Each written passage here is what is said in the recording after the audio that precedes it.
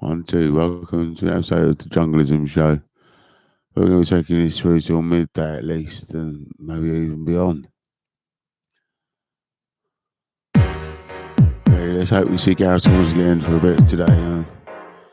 I know it doesn't really matter. I mean, he gets busy and he's got things to do. That's fair enough. I mean, not as hard to come on YouTube all the time. I thought it was really irresponsible of him. I thought he was asking questions, very. I mean, the way that he explained his language is very good. I mean, I was quite impressed. I was very impressed. I mean, he's done very well for himself.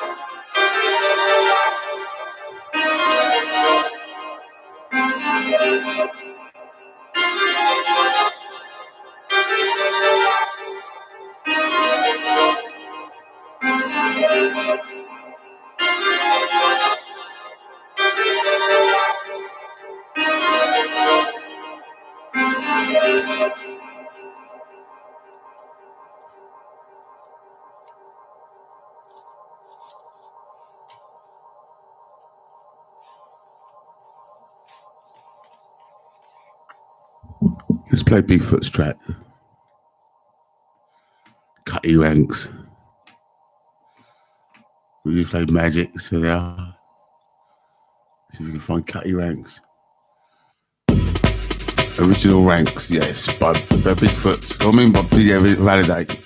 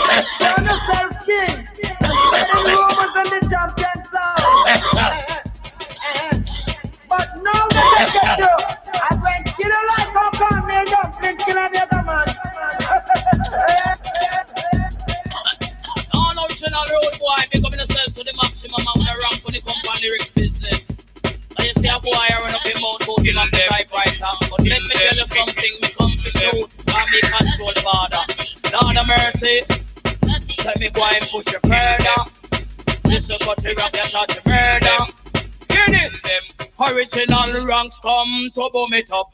Ragamuffin me come back again. Original ranks come to boom it up. Ragamuffin me come back again. Say Godfather, he say you right, cause you a Godfather. Me go put no wrong, take away the typewriter. Bring it, go get over, cat land me brother. Help him guard it, carry across the border. Listen to the rank, them on the microphone center. Anyway, me go learn the roots and culture. From a very previous star, I manage the danger. Follow me no massive rank, original rank come to boom it up. Ragamuffin me come back again. Original rank come to boom it up. Ragamuffin me come back again. You see me mama, they want a long time.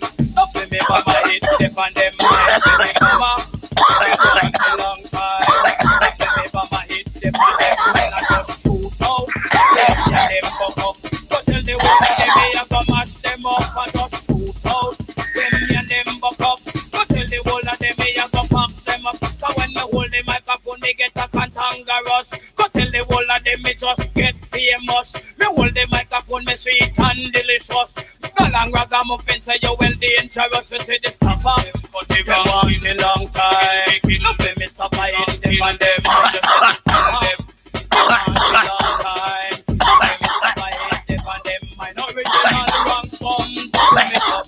Ragamuffin me come back again. Original ranks come to boom it up.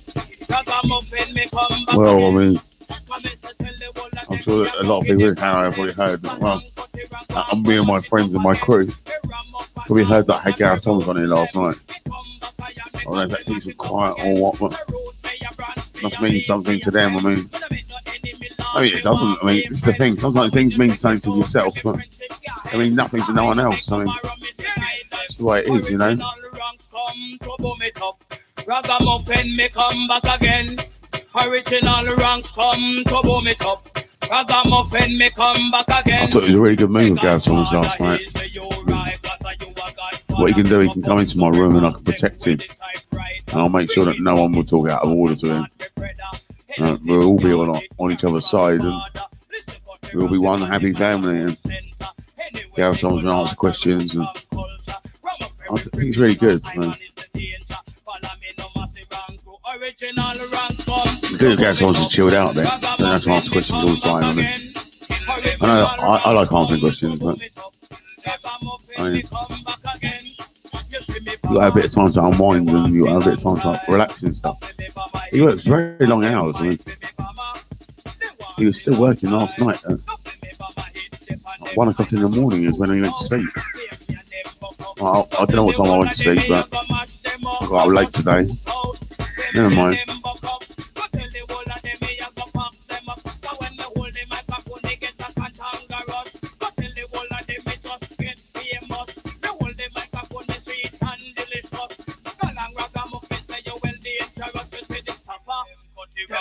Long time.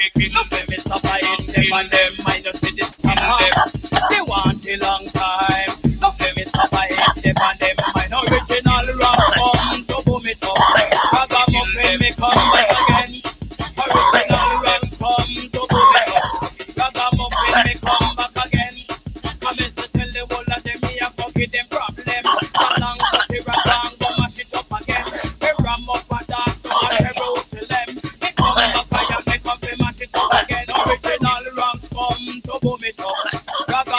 Me come back again. Original rhymes come to boom it up. Ragamuffin me come back again. Original rhymes come to boom it up. Ragamuffin me come back again. Original rhymes come to boom it up. Ragamuffin me come back again. Come and tell the whole of them me a fucking them problem. The long cut the rank one go mash it up again. Me ram up a dance down at Jerusalem. Me come back and me come fi mash it up again. Jerusalem me a branch me a leave me a them. When I make no enemy Lord me want be a friend. Come in and check it out for me friend with your hand. I know make them borrow me say idling. You see me come up. They want a long time. I feel me by my head step and them mind you see this stopper. They want a long time. Nothing me stop my head step and them mind me press the trigger. And they blow them mind. You have to say big respect to that Gareth Thomas for getting such an education. For going to high school the same as me. I mean, I don't know, I mean my education and my vocabulary is not too bad, but I've studied the Universal Dictionary of the English Language. Gareth Thomas must have done the same sort of thing. I mean, his command of English is very good, really, even though some of you are criticising his grammar. But I thought his command of English was very good. I understood everything he said. That means that he's used to writing and he's very good at it.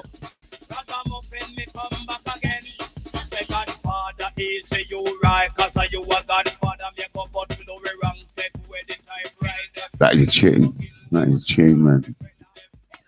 That's Cutty Ranks, original ranks, DJ Validate, Urban Jungle remix. It's very good.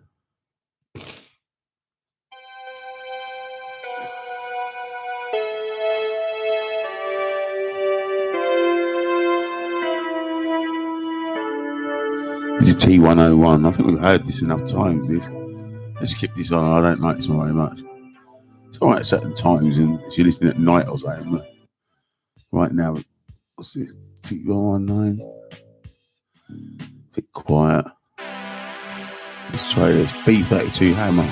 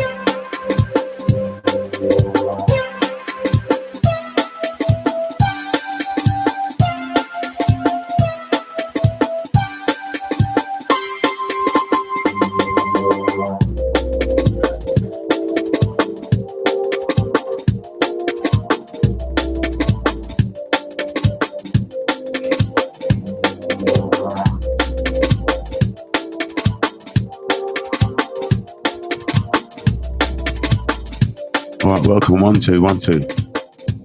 Welcome to the lively morning, Saturday morning, where we get ready for a new day. We're going to meditate all day today. I think we're going to go out for a little walk because we need to force ourselves to get out there. We'll probably just do a quick walk on Saturday. Just a 20-minute walk.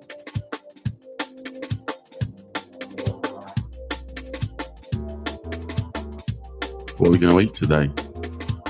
I wonder.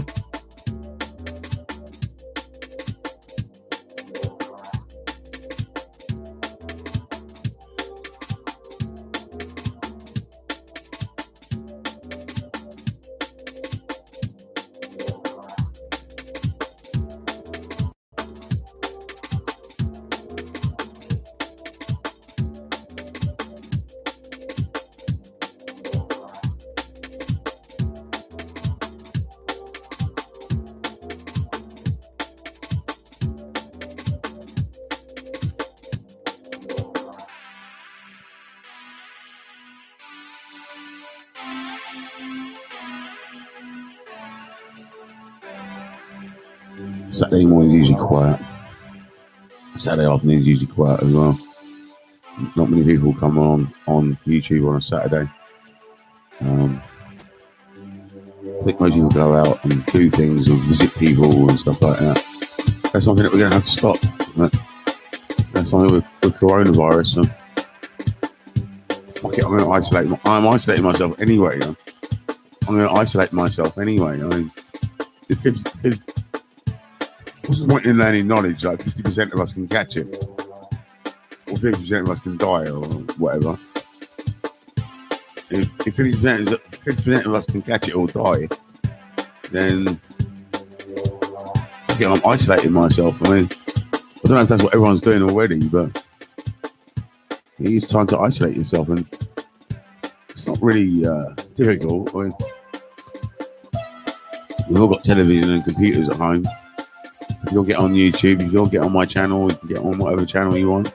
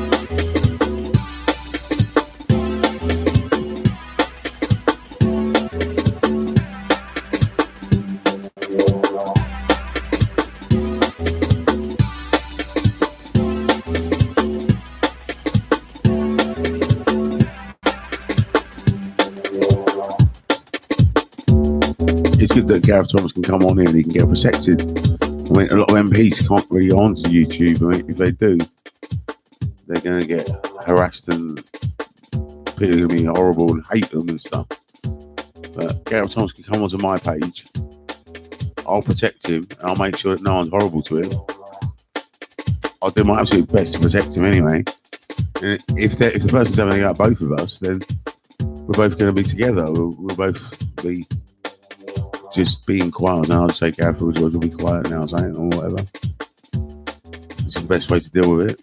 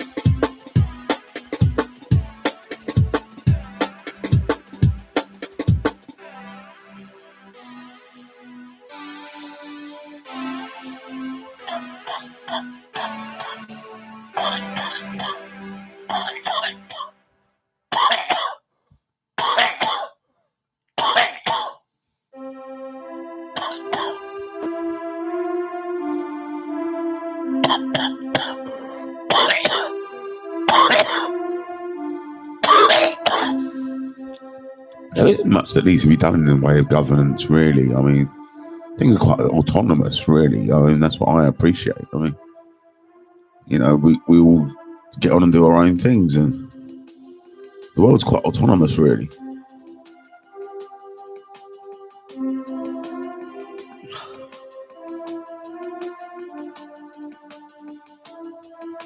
It's 2, 3, 4. Stevie. There's a guy called Stevie. He made this. He drummed it. He played the keyboard parts, I think. Did he? Or did I? I think he might have played it. He must have, because it's called Stevie.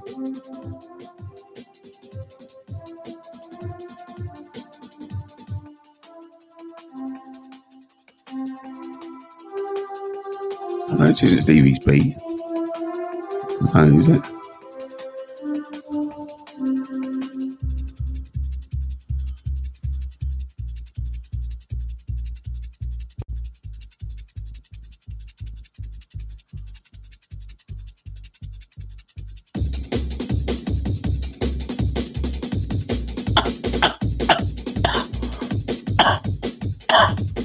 I don't know why it's called Stevie. I don't know.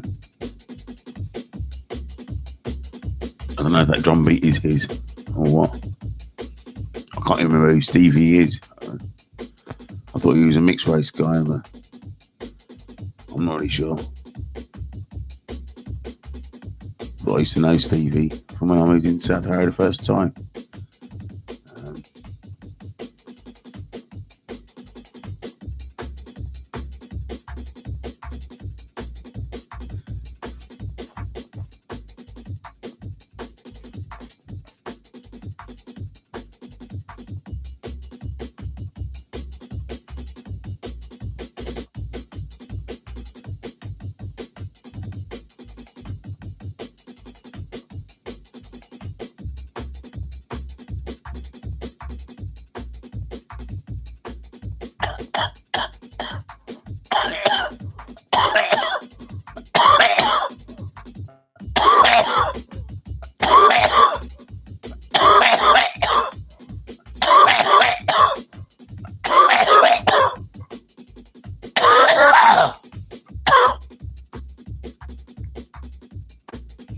I actually think after chatting to Gareth Thomas last night, he's a really genuine, decent guy. I mean, I didn't really know what he was like. I always thought he was decent, and I've heard him in Parliament a few times.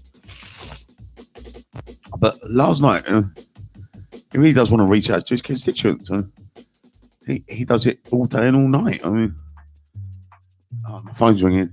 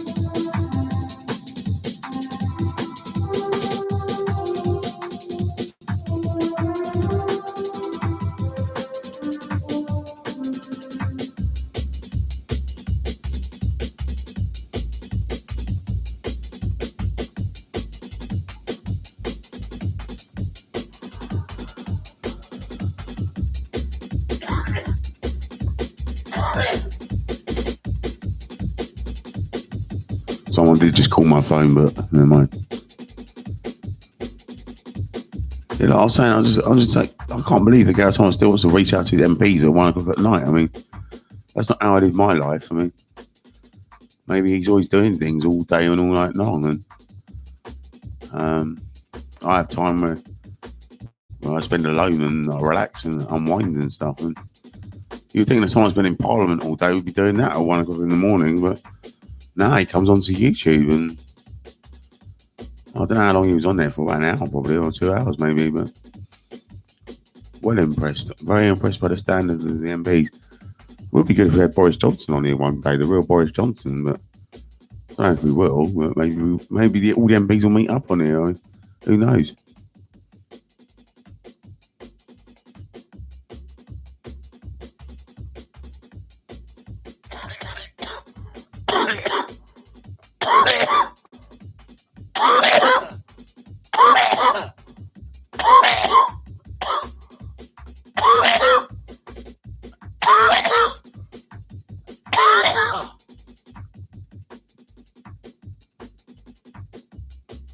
This is a banging tune, but goes on a bit. But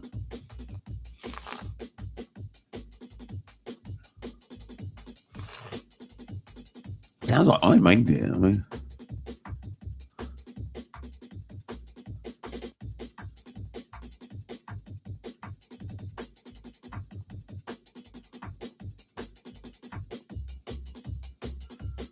it's got the old school beat in it.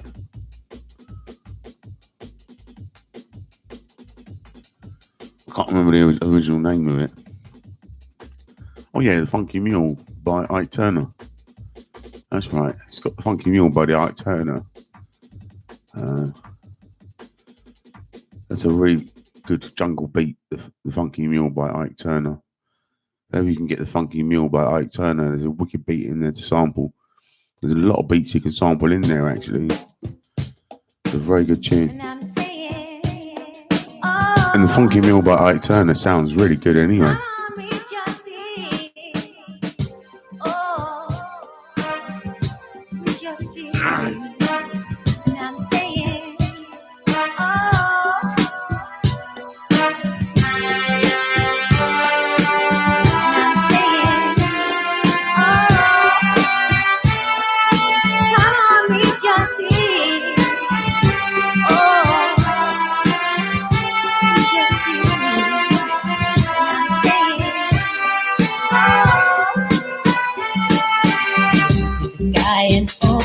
Your mind, you'll see so far away, it's there in a heartbeat.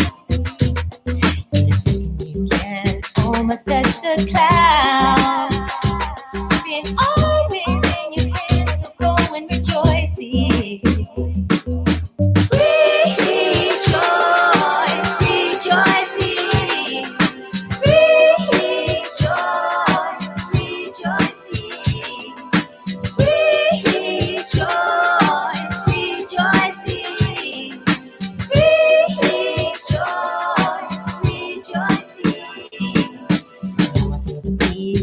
Inside my soul, celebrate this joy that I feel within me. When I focus, I can see the distant lands where peace on earth is filled with justice and man. Rejoice, rejoicing, rejoice,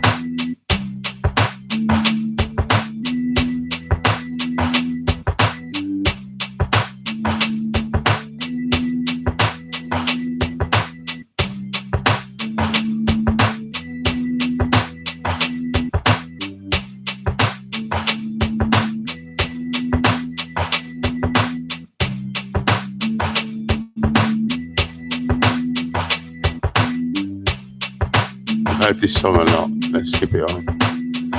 There's a load of songs in it we haven't heard before. Let's skip this song. Load this as well. What's this?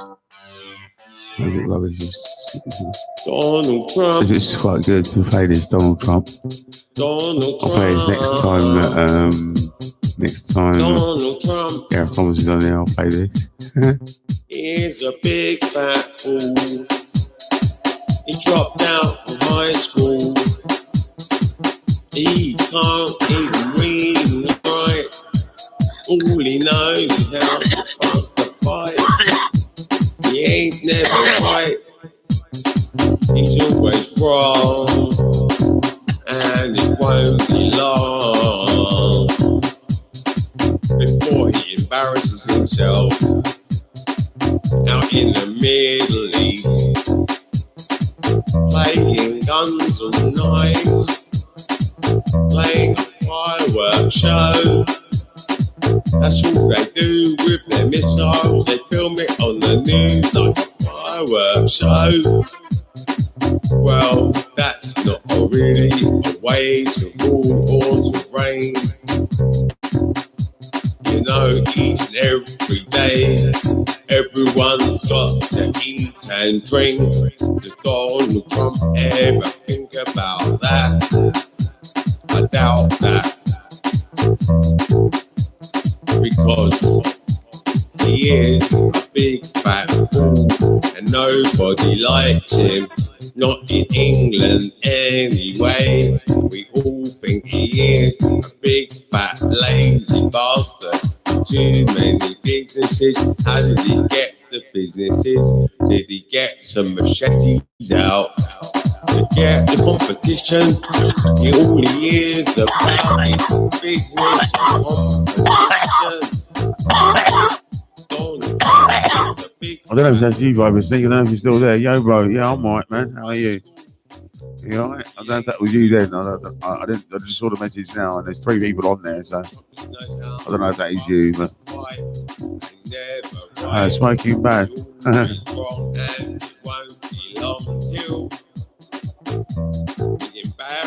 I'm alright. I'm just making a roll up in the morning. I'm gonna try and go out for a walk today, I think.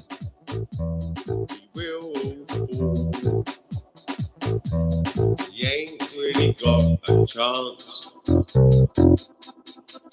and he ain't really gonna bust a move.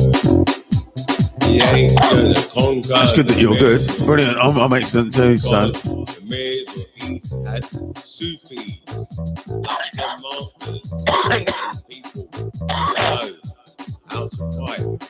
Not like the Americans, that are all savages and barbarians, cannon fodder for the Middle East. Yeah, Donald Trump, he's a big fat fool. And he ain't. Mr. Cruz. Hello, mate. Alright. How you doing, Mr. Cruz? You alright? You okay? And Babylon. He's supposed to be the leader. You're a bad person. Why am I a bad person? Really Donald Trump is my king. Right. Well, Donald Trump did make a mistake, didn't he? And well, he invaded that guy in Iran.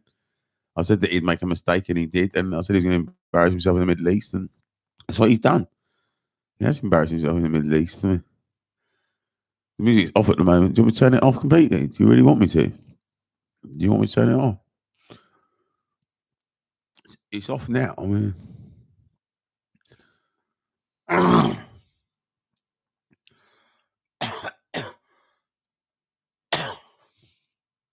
he's playing something, but it's not coming out.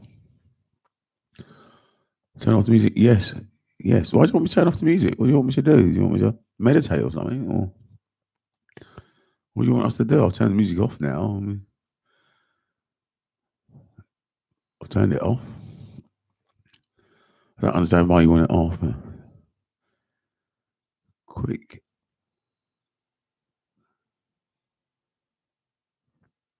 Is that quick question, right? Go on then. I might need my MP to back me up with this. Last night I had Gareth Thomas on here, my MP backing me up. and answering questions. And I learned something last night that something's going to happen. I can't talk about it, but something's going to happen soon, and it will happen, I'm sure. When are you going to deal with your hair? I need to get a haircut, and I can't afford one at the moment. You need to get a haircut. Yeah, I know. That's why I need some money first. I just can't justify spending money on a haircut when I just can't. I mean, it's a lot of money. It's 11 quid a week, and that 11 quid is a lot of money. I mean, I do need a haircut. You're right, and I hate getting my haircut. I hate queuing up. The guy in there is no good anymore anyway.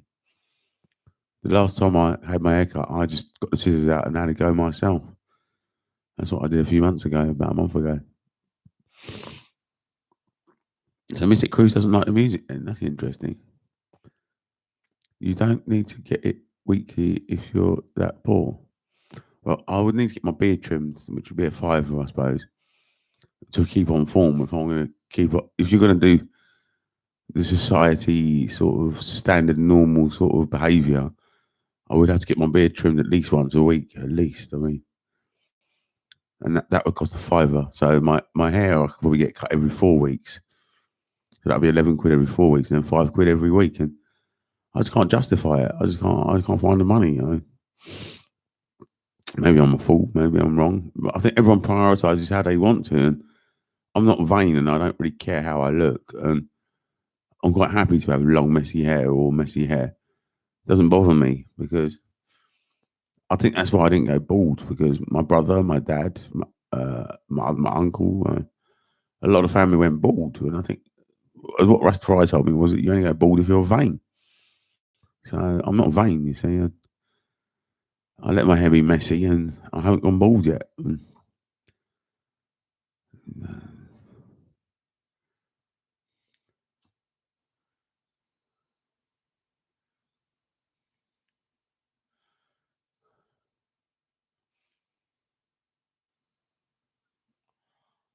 You sure you don't want a bit of music on Mystic Cruise? It's a bit boring, isn't it? Do you want to ask me any more questions? Are you there?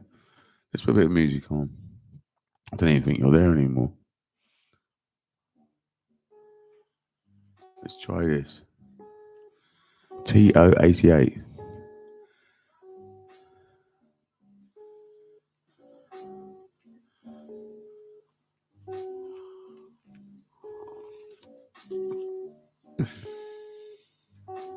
This sounds a bit dodgy.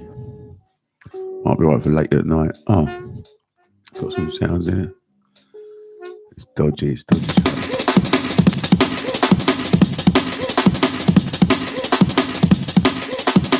Right, this is quite a big track. This was a track that changed the scene.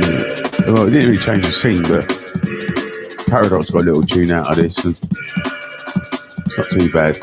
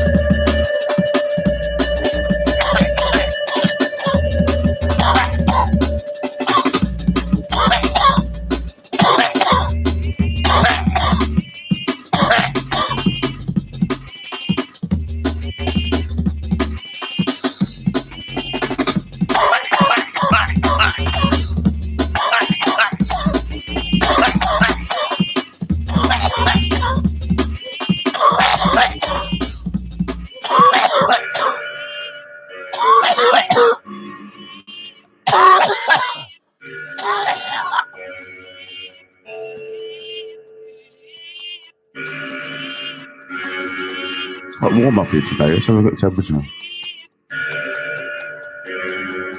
7 degrees.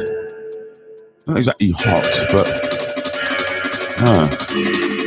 cloudy today. It's going to rain Sunday, Monday, and Tuesday. 20% chance of rain now.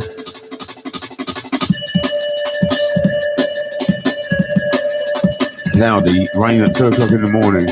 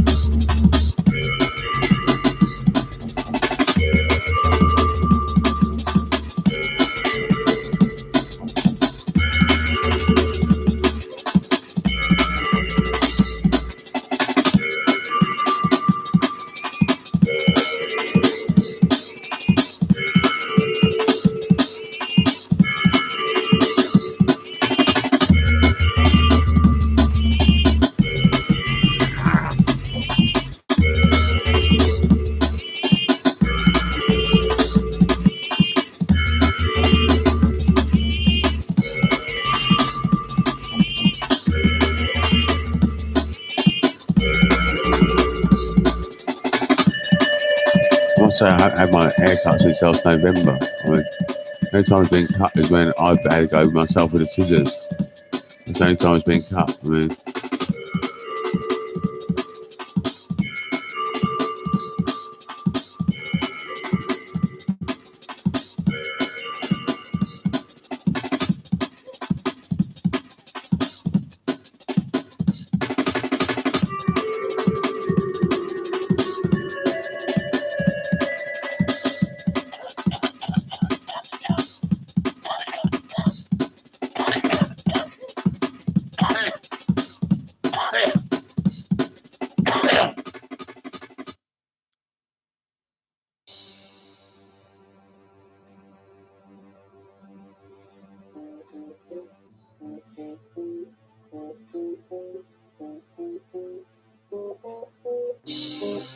wow, what another day. What another day, hey?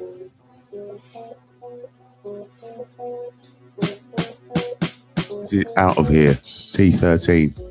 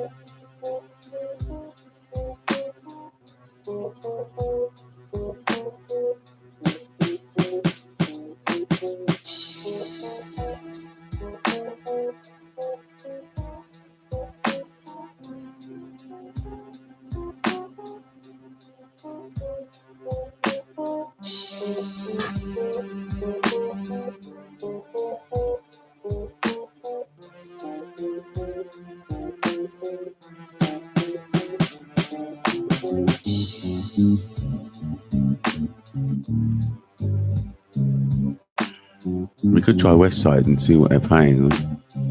See what our competition's like.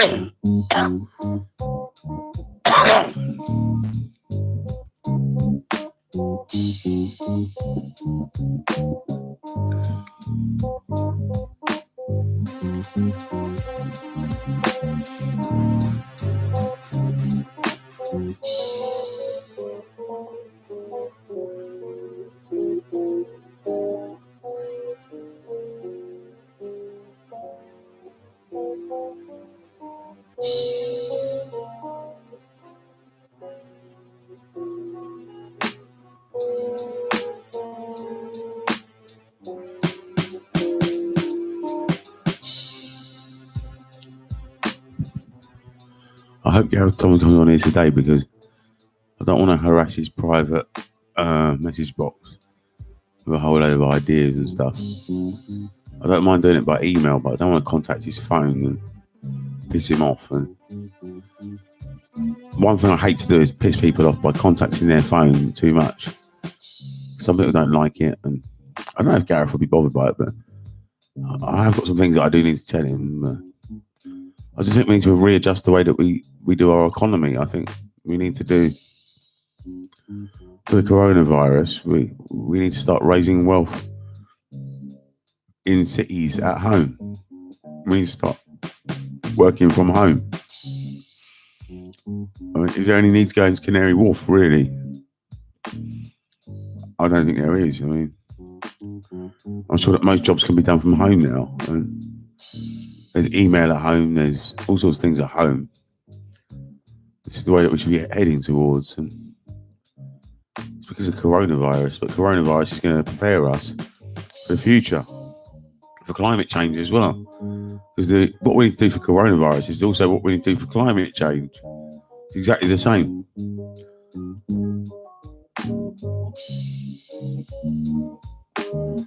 That's what I reckon anyway. I think coronavirus is a sign that what we need to do for coronavirus, isolating ourselves and staying indoors and stuff, that's what we really need to do for climate change. It's exactly the same. So I see the emergency is the same.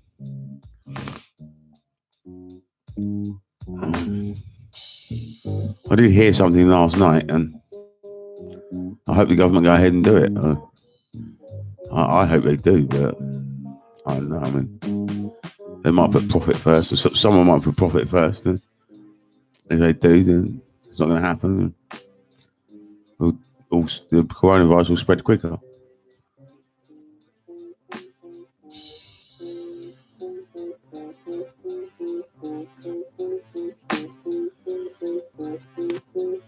Right, I can't go out now because I'm waiting for someone, and someone's on their way. I just remembered, so I might not even make it out today. I'm waiting for 2 people actually, so.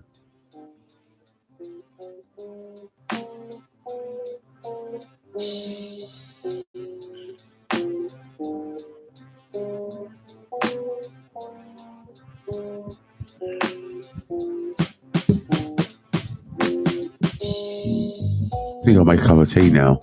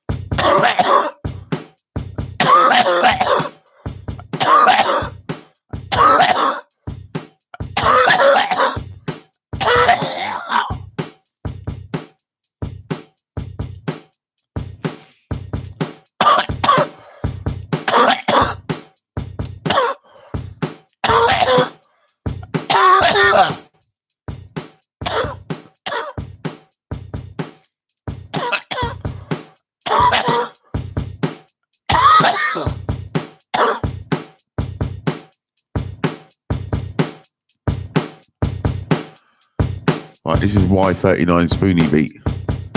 Let's skip it on. Just repeats the same beat. Right. This is Y65 epistemology. Epistemology is one of my favourite subjects, so.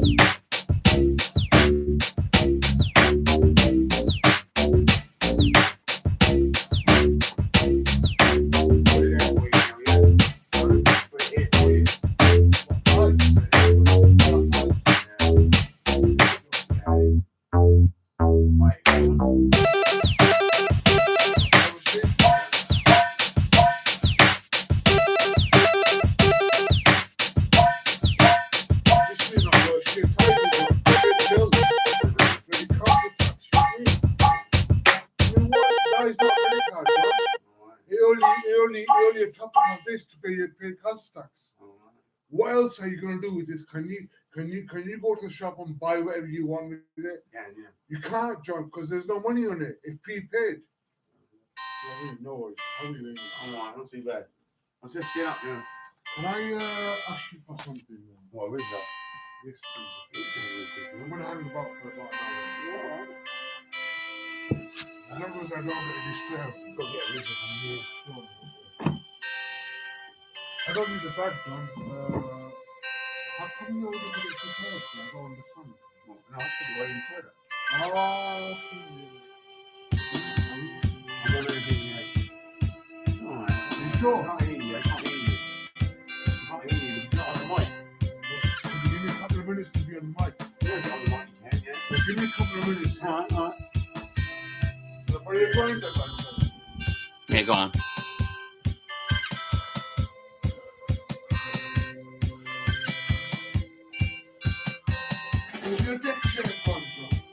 It's over there. You can get it if you want.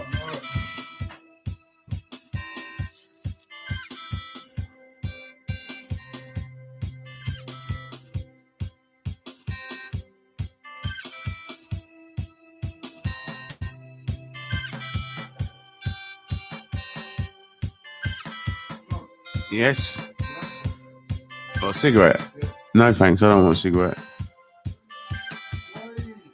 I don't like cigarettes. I only like tobacco. I've got back into tobacco now.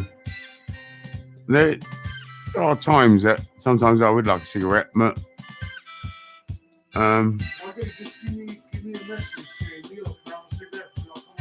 no, because I probably don't want to smoke your cigarettes. I like to smoke the dual ones. I don't really want to smoke one anyway, really, to be honest with you.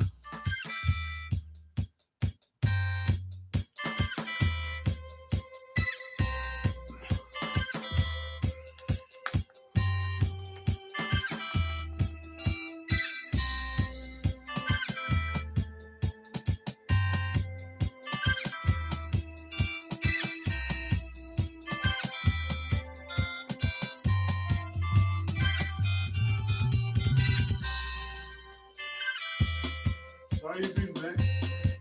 Have I been? Yes. I've been alright. You already been on them? I am, yeah.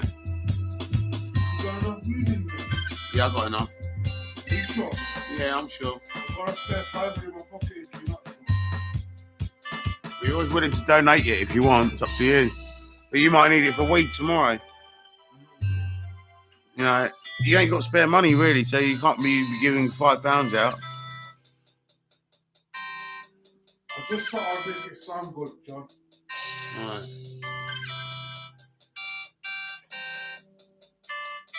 Because think about it. If you was down and out, Yeah. I would be able to help you. You would or you wouldn't? I would. You would, alright. I want you to put enough weed in there that you need to. I will, don't worry. Yeah? How's Ross Small getting on? I'm not sure, I ain't seen him. But how did you know that? I don't read open Ras Smalls.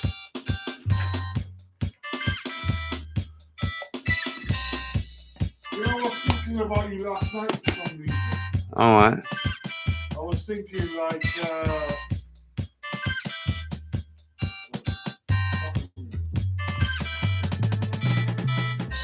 John, is Simon Monahan watching right now, John? No, he's not watching now. How do you know about the show? Because there's only 2 people watching this. Someone was watching here, messaged me by now and said, I'm watching. Some people don't watch in silence. They have to make a big noise. So Simon always has to make a big noise. Like, hi, hello, how are you? And all this. So. Did you and Simon Monahan get on with each other when you were friends? Yeah, of course we did. I've known him since school. You and him since you were friends in 1989, man. Well, I went to school in 1988. I went to high school. And Simon Monahan probably got there in about 1989 or 1990. He's a year or 2 younger than me. Really? Yeah. You should respect his elders, then, shouldn't you? Well, he should. Yeah, you're right. But John, He's starting to listen more now anyway. He is starting to listen more. you know his family paid 23 grand in Lord. Pardon? Tell him about it, no worries. Right, I'm just talking about rent issues. right. His family paid 23, my family paid 21. Okay. Hey, John, but listen, bro. What? These family ain't got the wealth to provide, neither has mine, do you know what I mean? All right. But we still have to pay that rent to get the road. Okay. Which, if you ask me the question, was it worth it? I would say no. Okay. You're just a bunch of dickheads, John, right? Who's a dickhead? I'm gonna make my cup of tea. 1 second.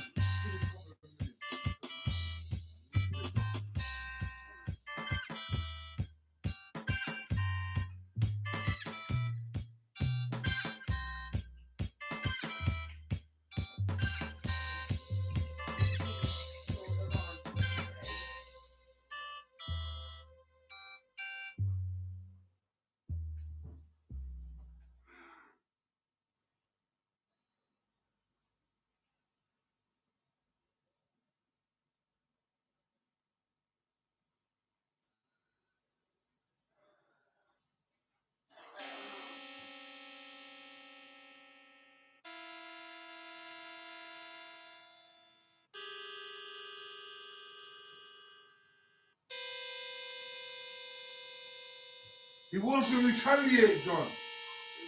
Simon Malahan wants to retaliate against 1415 Kenton Road, bro. He wants a refund, doesn't he? I don't know. But John, which family has got 20 grand to spare? No family has them. He wants a refund, and I actually don't want a refund. I do not want to retaliate. All right. Okay, I got a cup of tea.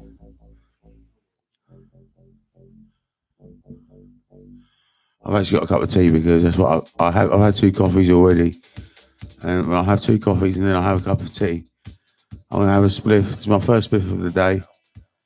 I shouldn't really be doing it. Really, I should be going out for a walk. But you're here. I'm waiting for someone else as well. So I don't know if I'm going to get out for a walk today. I'm not sure because I've got to wait for the next person. I just have to. What's that? What's up, Neil? Yes, I've got to wait for someone, and I can't get out till after that. And what I might do is just go out the front for a bit, rather than going for a big walk, because Saturday's a day for business, and we'll see how it goes. Yeah, we'll see. It's tough though. It's not an easy business.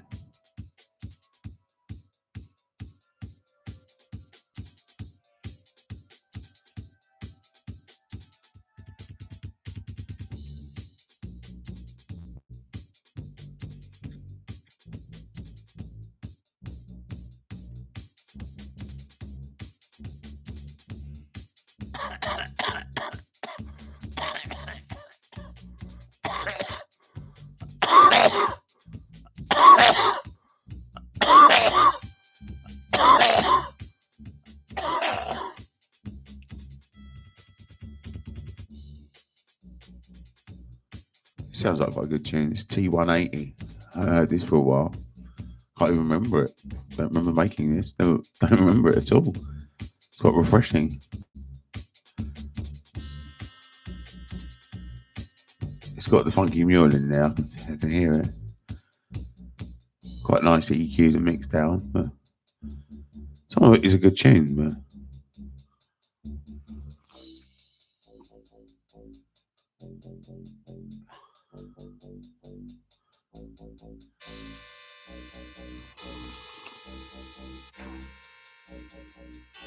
I never quite mastered the hi-hat programming when I done these tunes, and that was what the African guy said. Your hi-hats are dodgy, and eventually I did perfect the hi-hats, but these hi-hats are just all like what you would call eighths of a bar or something, or every eighth, and they're computer timed, and They're not quite right. And they're not how I do my hi-hats now. Now I do my hi-hats completely different because I drum my beats, and whatever I drum, the hi-hats that I drum is what I program. So it's much different now. And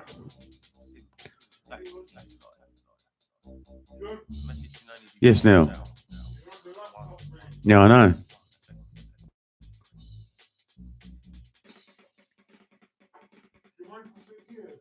I don't mind. You can sit there if you want.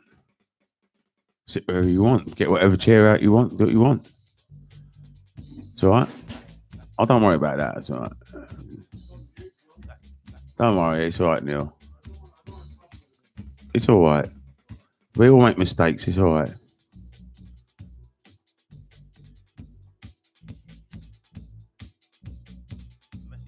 As long as you're safe, that's what matters to me. But you're safe, are you? All right, you can ask me a question on the mic. I don't mind. Okay, I'll give you 2-3 minutes.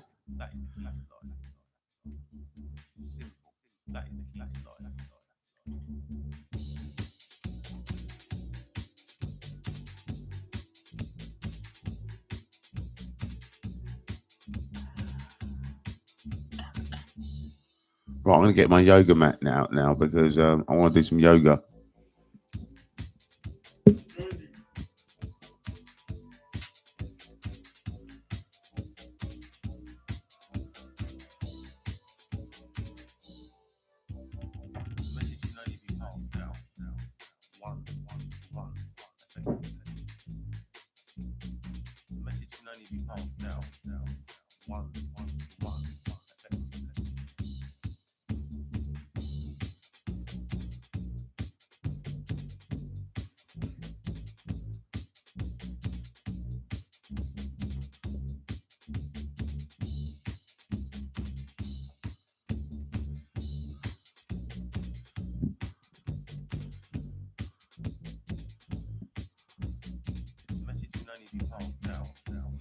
Right, this is the yoga mat. We're probably better off with the microphone down here, like this. Right, okay.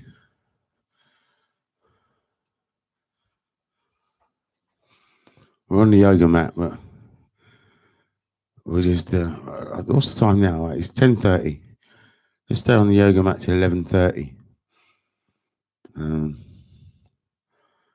That's a form of exercise. If you just buy a yoga mat and just sit on the floor, that's doing yoga as far as I'm concerned. It might not be the best form of yoga, but it's better than no yoga. You've got to get the right balance in life. I mean, it is meditation day today, and maybe I should be on the yoga mat all day.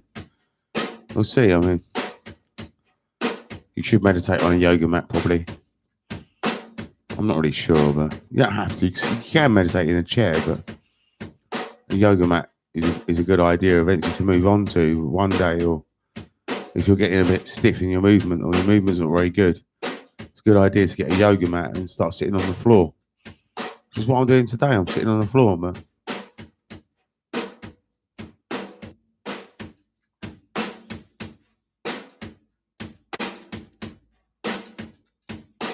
It sounds like a good beat. It's called loop drums. That's all it's called. Oh, SI loop drums, that was. Oh, that was Simon's drums. Oh, that's good. C45 walking now.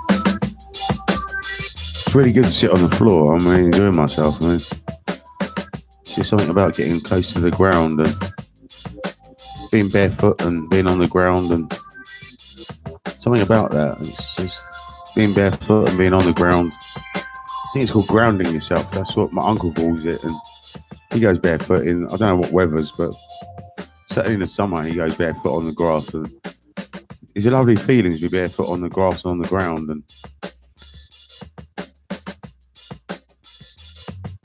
I'm not really doing a very good positive yoga move. Let's see if we can sit properly and do yoga, do proper yoga. Should we cross legs? Maybe I need to get a cushion.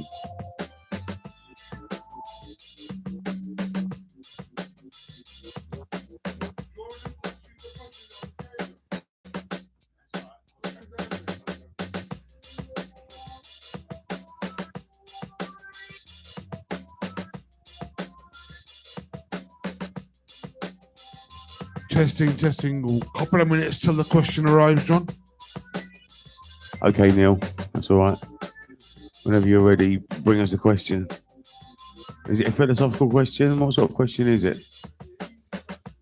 Easy question. All right. I think I still need another cushion.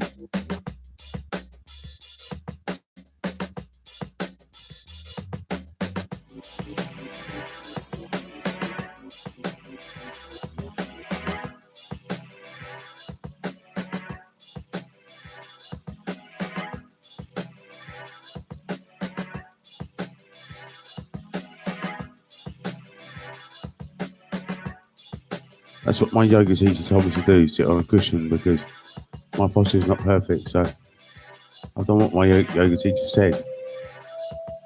I wouldn't mind doing yoga again, but I just can't bother to go to a place, and I just can't be bothered doing. I'll just do my own yoga from now on. It's just about sitting on the floor, sitting cross-legged. If you can't sit cross-legged, then you need to practice until you can do it. I couldn't sit cross-legged. I don't sit the correct way being cross-legged, really.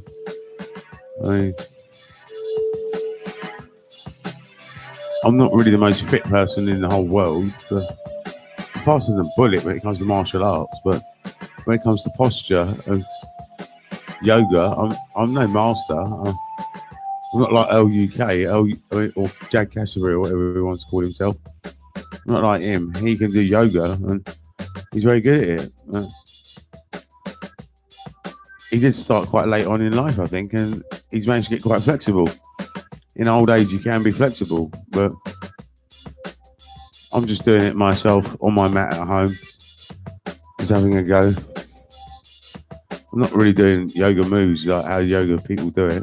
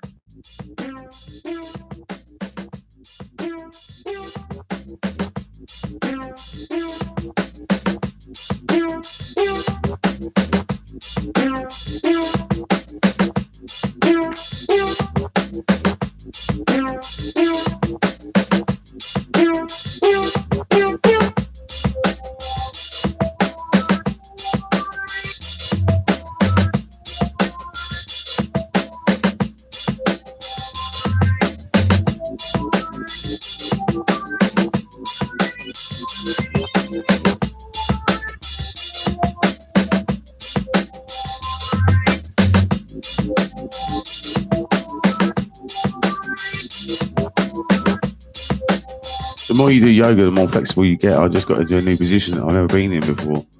It's a really comfortable position. It's very comfortable. So this is my idea for yoga. If you don't want to get a lesson or you don't know what you're doing, just get a mat and just sit on the floor, and eventually you'll end up doing poses and you'll end up doing different sort of moves. And whether it's right or wrong, it doesn't really matter. You're still sitting on the floor. You're still, you know, as humans, a chair is like technology. A chair weakens you. I mean, that's why I sit on the floor. And I actually done it for years. There was a whole time period So I sat on the floor. I didn't have a bed. All I had was like a yoga mat, like a very low mat to the ground, and that's what I slept on. And I just sit on there all day, and that's why I know that sitting on the floor is the best way. And I might do it all day today. I'm not sure. I'll see how tired I get, or if I can do it. But I might try and do it all day today.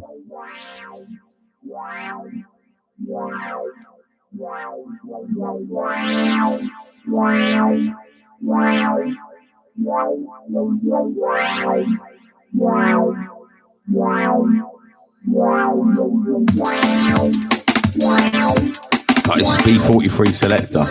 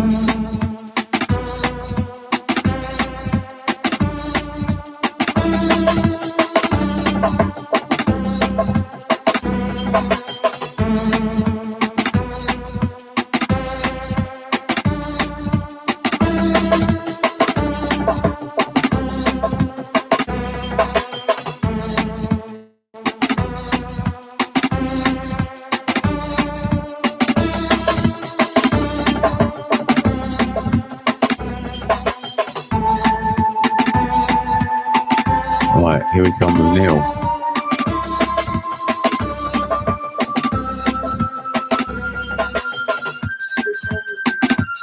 What, another fives? I don't actually have one at the moment. You have to wait. If you wait around, I'm waiting for something to come now. What, dust? You want dust, yeah? Right.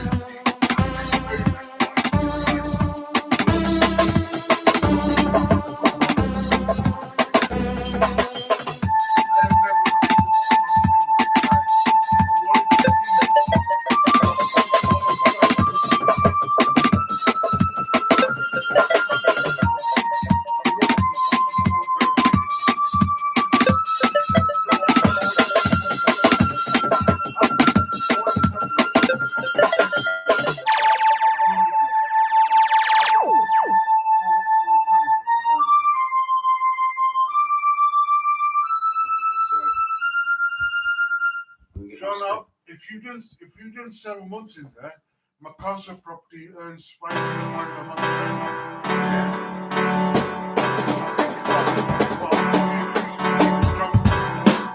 Okay, I'm a 20 days now. Think about it.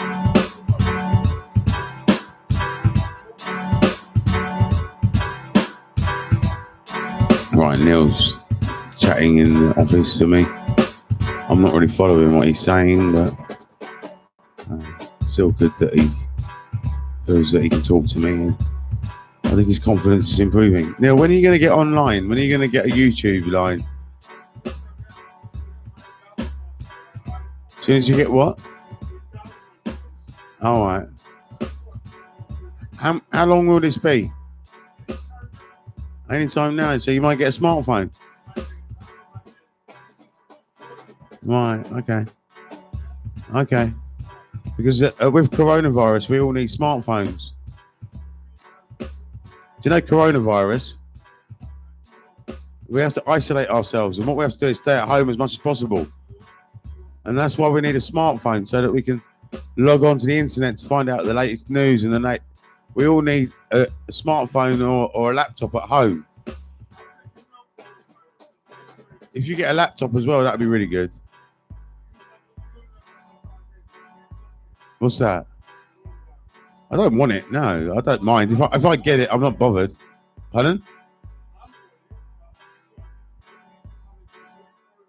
How do you know you've got it?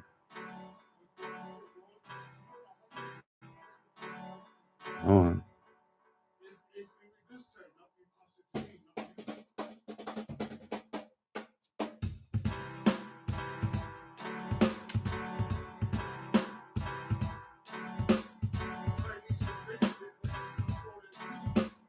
Chinese never invented it.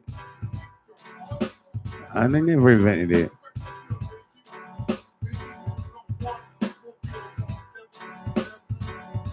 I don't know why all the outsiders always think that the government's plotting against them. I don't know why they always think that.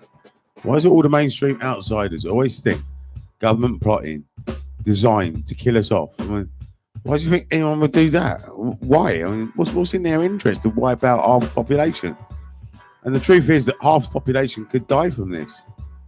That's what I found out last night. And I know what I'm saying is that half the world could die from this. Half the world could actually die from this. No, not 10. Not that many. That's a lot of people. We haven't had a tenth of people die yet. But 50% could die from coronavirus. And soon the British government might have to take action. It'll just be to slow down the spread of the infection. And I know what they want to do, but I'm not allowed to say because it's private information.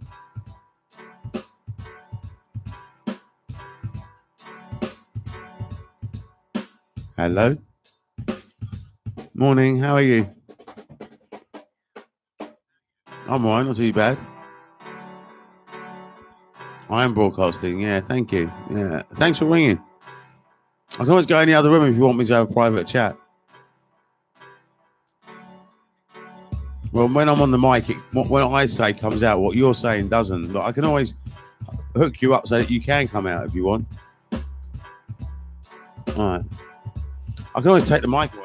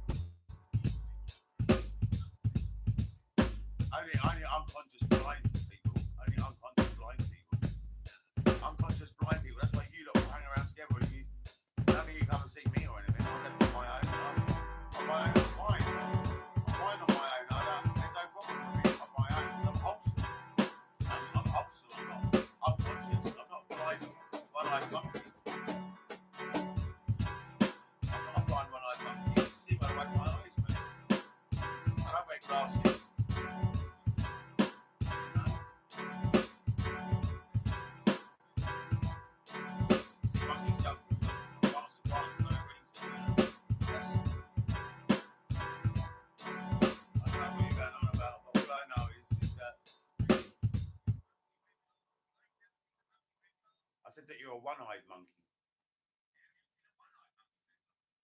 It's called it's a term that I made up, and what it means is that you still have ego. You still have ego.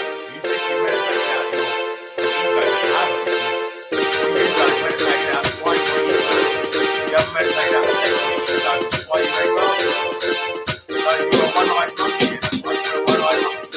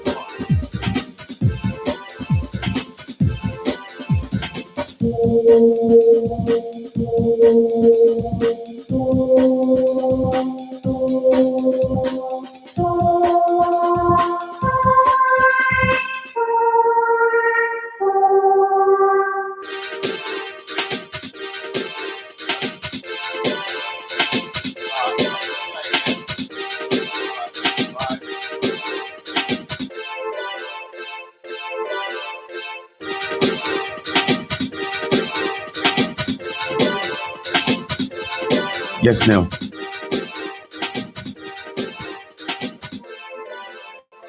Yeah, of course you can. You can't borrow it though. Don't worry about the money. It's all right.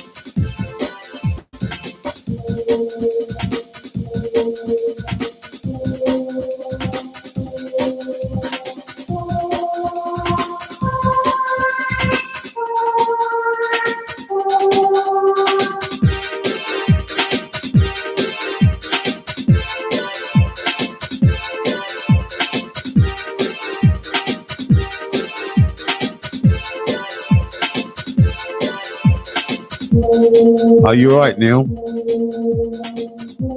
You alright? Yeah.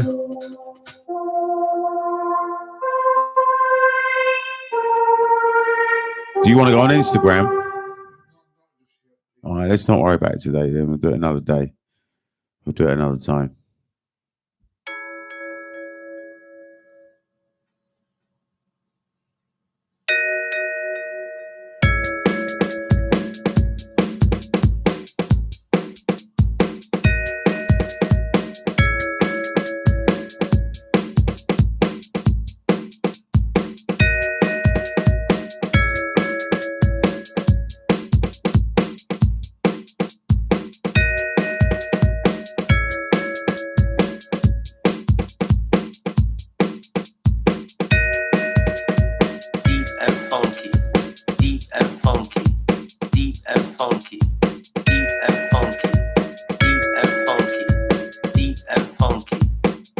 You have to make sure you get unlimited data, Neil, yeah?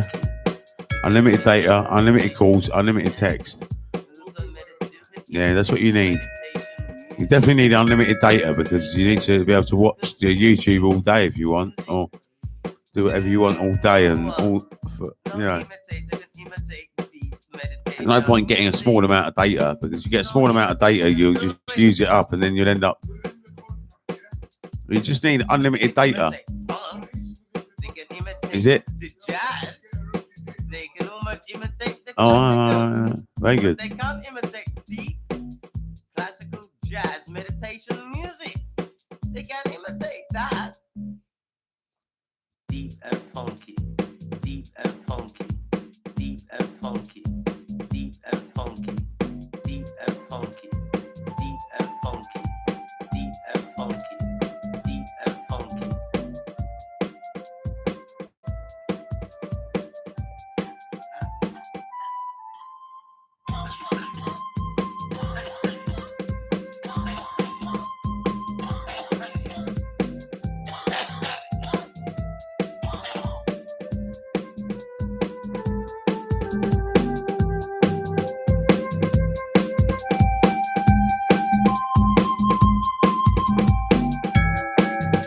Should we listen to a little bit of Power of Now?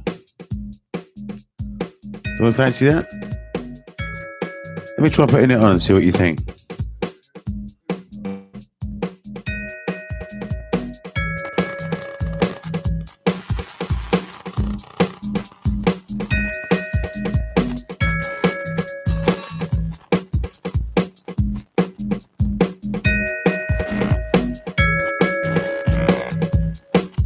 Enlightenment. What is that?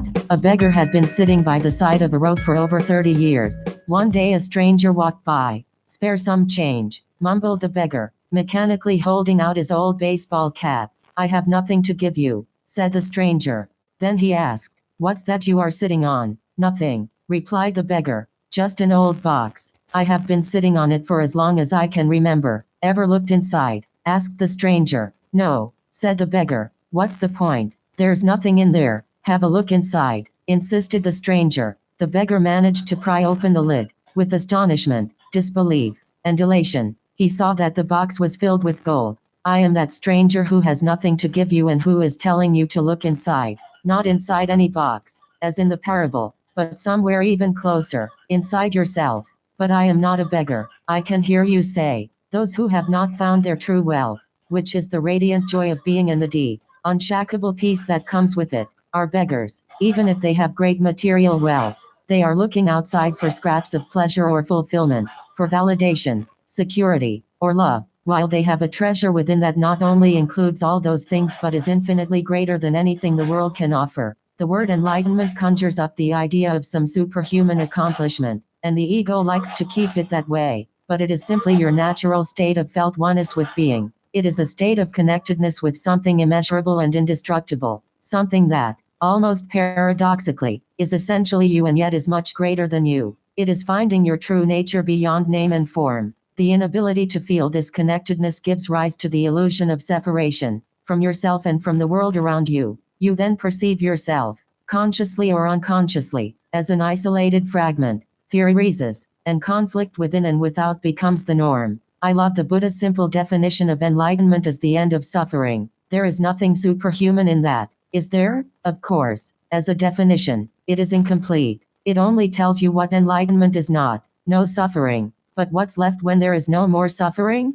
The Buddha is silent on that, and his silence implies that you'll have to find out for yourself. He uses a negative definition so that the mind cannot make it into something to believe in or into a superhuman accomplishment, a goal that is impossible for you to attain. Despite this precaution, the majority of Buddhists still believe that enlightenment is for the Buddha, not for them, at least not in this lifetime. You used the word being. Can you explain what you mean by that? Being is the eternal, ever-present one life beyond the myriad forms of life that are subject to birth and death. However, being is not only beyond but also deep within every form as its innermost invisible and indestructible essence. This means that it is accessible to you now as your own deepest self, your true nature. But don't seek to grasp it with your mind. Don't try to understand it. You can know it only when the mind is still, when you are present, when your attention is fully and intensely in the what's this? now. Being Right. can be felt, but it can never be understood Let mentally. it just finish To and I'll regain tell you, awareness right? of being and to abide in that state of feeling Right. realization is enlightenment.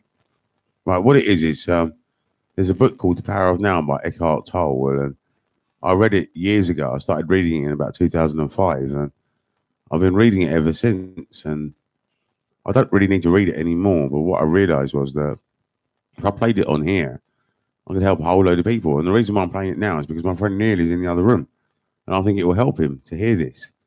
So that's why I'm doing it. Sometimes when I'm up here, I'm entertaining people in my home. I'm actually dealing with people at home, and he's next door. I'm in here. We're not gossipers, so we don't need to sit here chatting all fucking morning. He minds his own business. I mind my own business, but I can play a little presentation that might help him. And The Power of Now by Eckhart Tolle is an excellent meditation guide. It is absolutely superb, and we're just going to play a little bit of it. Neil probably will go soon anyway, and when he goes, I'll stop playing it. But for now, we're going to move to the next part. That was enlightenment. What is that? Now we're going to do the word being. The word being. When you say being, are you talking about God? If you are, then why don't you say it? The word God has become empty of meaning through thousands of years of misuse. I use it. Right, what's East Love Television? Right, East Love Television. Well, The Power of Now is a bit like, well, East Life is to do with an East Life way of living, an Eastern philosophy. Like there's Western philosophy, there's Eastern philosophy. The two developed independently because of barriers of travel and distance, etc., etc. Eastern philosophy developed independently of Western philosophy. When you look at Western philosophy is mainly based on things like Judaism, Christianity, and Islam. Eastern philosophy is based on things like Hinduism, Buddhism, Taoism, Confucianism, all the things of the East. So that's why it's called East Life, because I've had a look at Eastern philosophy, I've had a look at Western philosophy, and Western philosophy to me is a set of rules. It's like, do not do this and do not do that. But how do you stop yourself if you're angry or if you're, there is like rage and stuff. So how do you stop yourself? So what I would say is I looked at Eastern philosophy, and Eastern philosophy teaches you how to calm yourself down so that you can actually obey Western philosophy if you choose to. Isn't Islam Eastern? Well, it's not really in Eastern philosophy, to be honest with you. If you look at philosophy, Islam is in the Western philosophy. It really is. Islam is part of the Western, really.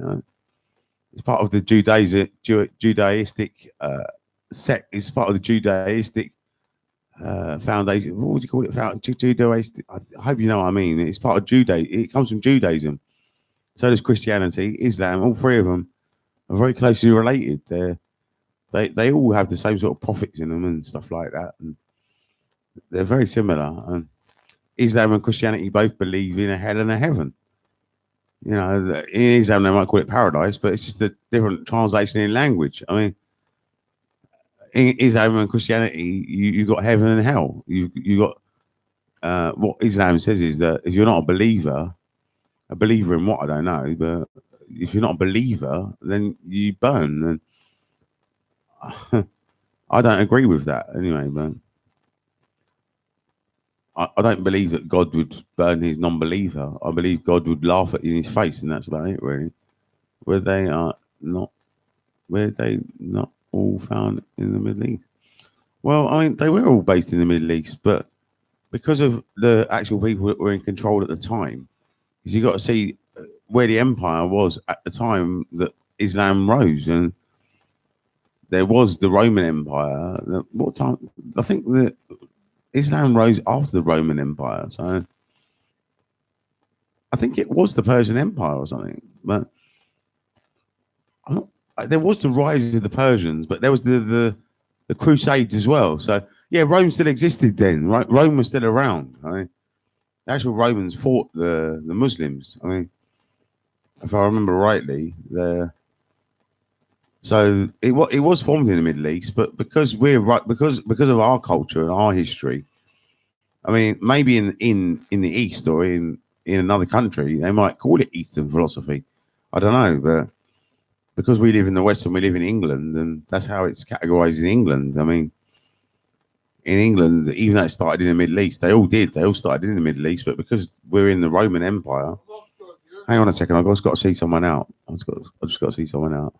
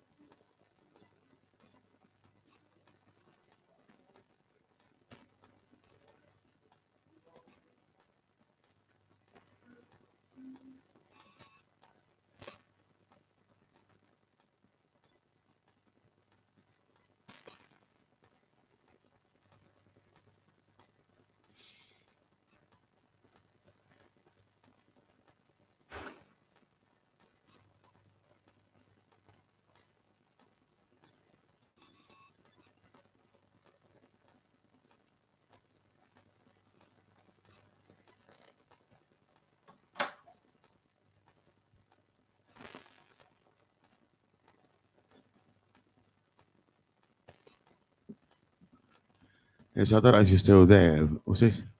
I believe it was founded in the 7th century. Yeah, it was after Christianity, but the Roman Empire and the Anglo-Saxons in England took over from the Roman Empire. So what we're doing, we're studying English history and how English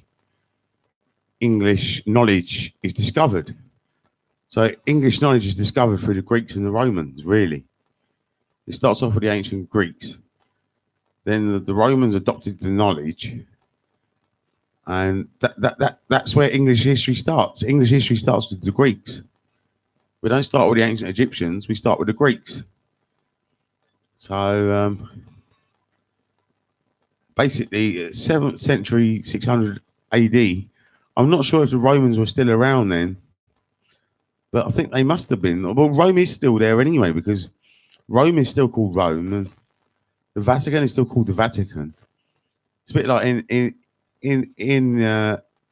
ancient Egypt used to be called Kemet.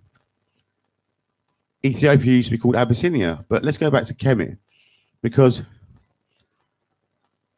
ancient Egypt used to be called Kemet, and when it got conquered by the ancient Greeks, it became known as Greece, and then became a place called Alexandria. So when someone gets conquered, or where someone gets defeated, the name changes. So if you look at Rome and study Italy and study the Vatican, they still exist. They're still an establishment. And what you'll find is where there's Roman Catholic churches, that is their empire. So England's got Roman Catholic churches and Church of England, but because we've got Roman Catholic churches, I mean, the Roman Catholics gave us permission to start off the Church of England. We had to ask the Roman Catholics for permission. So what I'm trying to say to you is that where there's churches, that's where their empire is. Now America is full of Christian churches. Australia, Canada, South America, Africa. But Africa is got a battle at the moment between Christianity and Islam. But Africa did used to be all Christian, obviously before, because Islam never even used to exist anyway. So Africa did used to be all Christian, but now we've got this problem going on in the world at the moment where I don't know if it really is going on, but it does seem like in the news what they're saying is that in Africa there's a rise of Islam, and the rise of Islam is causing a sort of war terrorist type mentality in Africa. Now that's not good. It's not healthy. I mean, Christianity is wrong and Islam is wrong as well. They're both wrong, but the Africans don't really follow Christianity or Islam. What they follow is an ancient teaching. The ancient teaching, which is a bit like the East Life teaching, which is what I was talking about. This was your question. So what's East Life television? So East Life television is a way of bringing ancient philosophy to the people of the West or to anyone who tunes in, or even speaking of the East. I mean, we're not selective about who comes on here. Anyone can come on here. But that's the main purpose. And we don't go on about it all day and all night. I mean, we play music most of the time. But there are times, I mean, on a Saturday and a Sunday is my meditation day. So as it's my meditation day, I mean, Neil's gone now, so I'm going to unplug this and stop that. And there's no point in playing it now. I mean, so we'll go back to some music in a minute. All right, let's put some music on.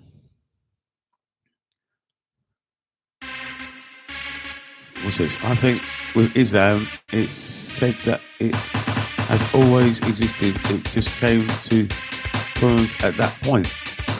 Well, you say that, and I've heard that, but I don't think that's actually true, because the Prophet Muhammad was born about 700 AD, and he was like the founder of Islam, I think. And I think the word Allah existed before, but I don't think Islam actually existed before. I don't think it did, but I could be wrong, but I don't know. And that's why I say I think. But I spent a lot of time researching religion, and I'll be honest, Islam seems to be the most appealing. Really? But you know, at the end it says that Allah misguides the deviators, right? How would God really ever misguide anyone? Why would God misguide? So that's like saying, all right, let's have a crack pipe. Now shag 10 prostitutes. You know, if you smoke one crack pipe, that will lead to shagging 10 prostitutes and smoking £600 worth of crack. That's like what it's saying. Or you smoke one cigarette and you're going to get misguided by God. God's going to make you rape a woman or something, you know, because you're misguided. So it doesn't make sense. It just doesn't make sense. And that's why I don't believe in it. That's the reason. Because I saw that in there. If I see that in there and that's wrong, the rest of the book's wrong. I mean, that's not how God is. God would not misguide his deviators. He would only try and guide them. He would not misguide them. And that's why, to me, the Quran is wrong. And that's the reason. That's my reasoning. And I don't know. I mean, if you can't see the sense in that, I mean, look in the Quran near the back and you'll see what I'm going on about. When you see that line, Allah misguides the deviators. Yeah, I had a lot of trouble with that. I thought about, well, surely if you're getting misguided, then how does it work? Yeah, that's my point. That's why, really, I mean, some of these books, when you're a little kid, the Bible and the Quran and all these things seem really flash and really religious and holy and stuff, you know. But when you get older and if you get your own knowledge, if you gain knowledge and you understand the difference between belief and knowledge, and then when you know that, you can start looking at stuff and you can start thinking about yourself. I mean, if you were God, would you misguide any of your people? If you were God, would you really misguide any of your people? So I think the Quran was written by an angry, foolish man, really, and that's the way I see it. I mean, the whole book is just a book of threats, and it's not written by a godly character at all. If you read King Solomon's work's got nothing like that in it. He might say that there's fools and stuff, but he doesn't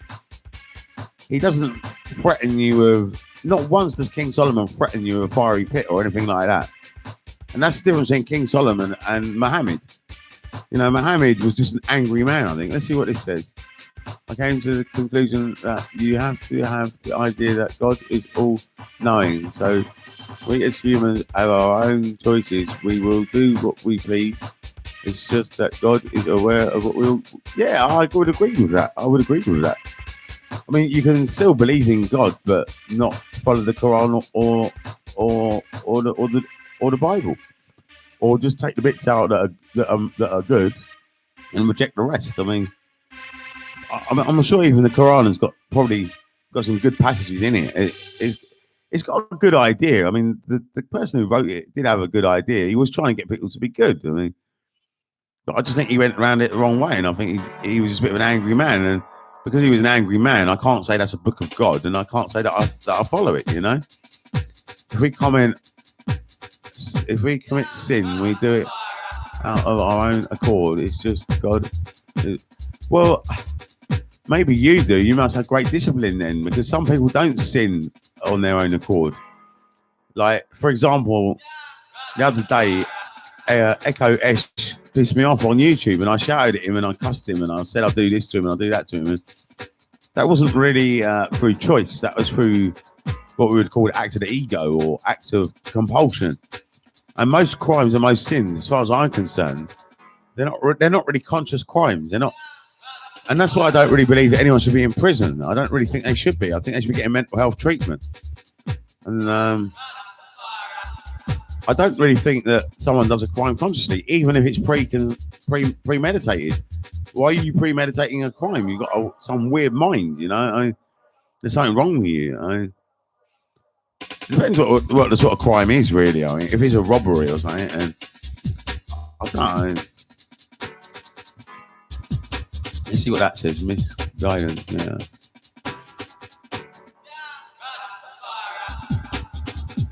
I mean, even my Rastafarian friend told me, he said that in the Quran there isn't good passages. So, you know, there isn't good passages. There is a passage in there that says that the Muslims have to live alongside the Christians.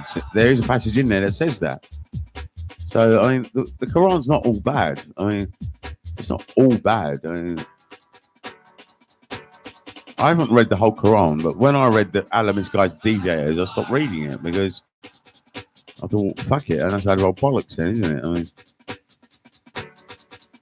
I guess we're different, but I felt like with Islam, it helped in all aspects of life. Meditation, through prayer, control of meditation. Well, if it works for you, if that works for you, then how can I knock that? I mean, that's why I read The Power of Now and stuff, because that's what works for me. I mean, if you think that gives you self-control and you get a meditation, then how can I mean, like I said, I mean, that book probably has got good things in it, but let's look at the Bible for a minute, and let's stop going on about the Quran and let's look at the Bible. Now, in the Bible, let's see what we can study on the Bible that's a bit weird. I mean, well, in the Bible, you have to accept that Jesus was born to a virgin. You got all these beliefs, and this is the problem with being a believer, because what they say is that if you believe this and you believe that and you believe this and you believe that, you're going to go to heaven. And all you have to believe is that Jesus is Lord and Savior.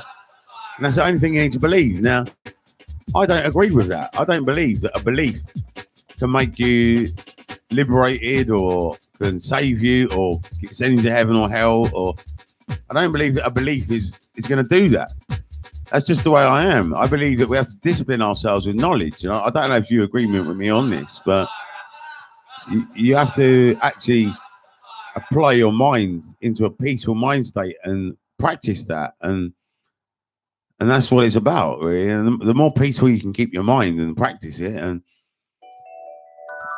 that's what it's about for me. I mean, I don't know what I was going on about then, really. I was trying to explain something, but I lost my train of thought. Sorry.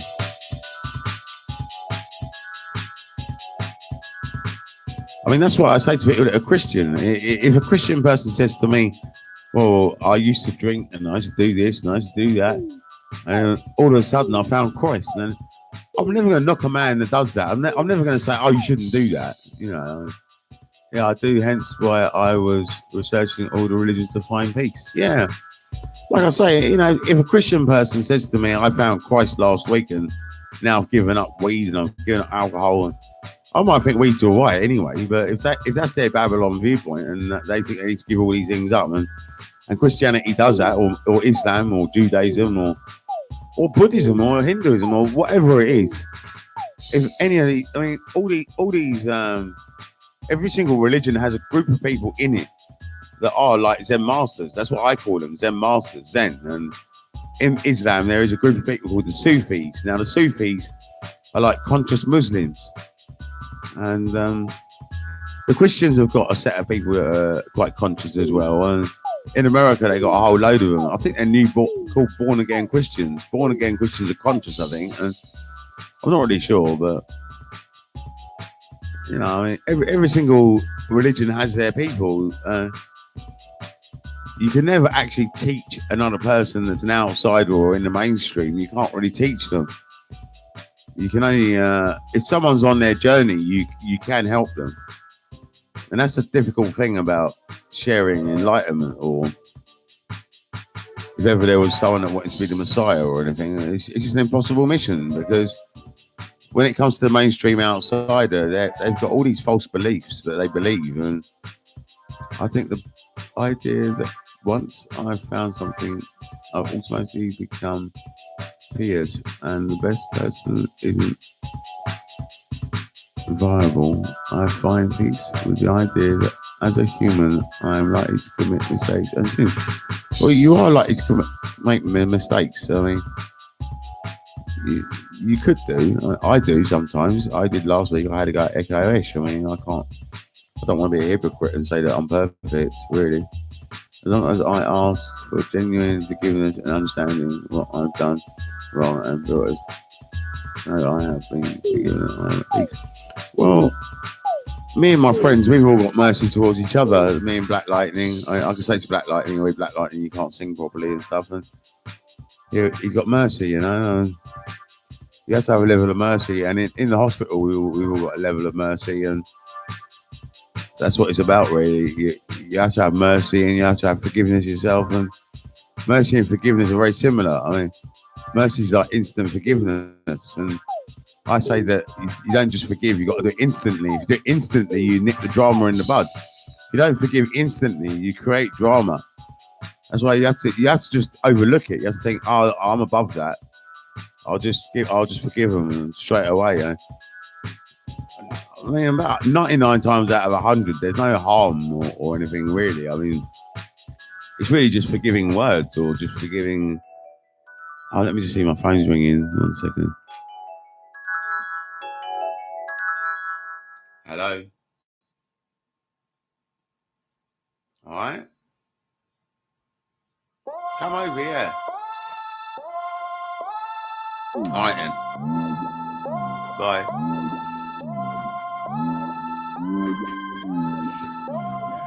Right. Yeah, I mean, that's what it's about. I say we need instant forgiveness, and that's what mercy is. Mercy is when no one can offend you and stuff.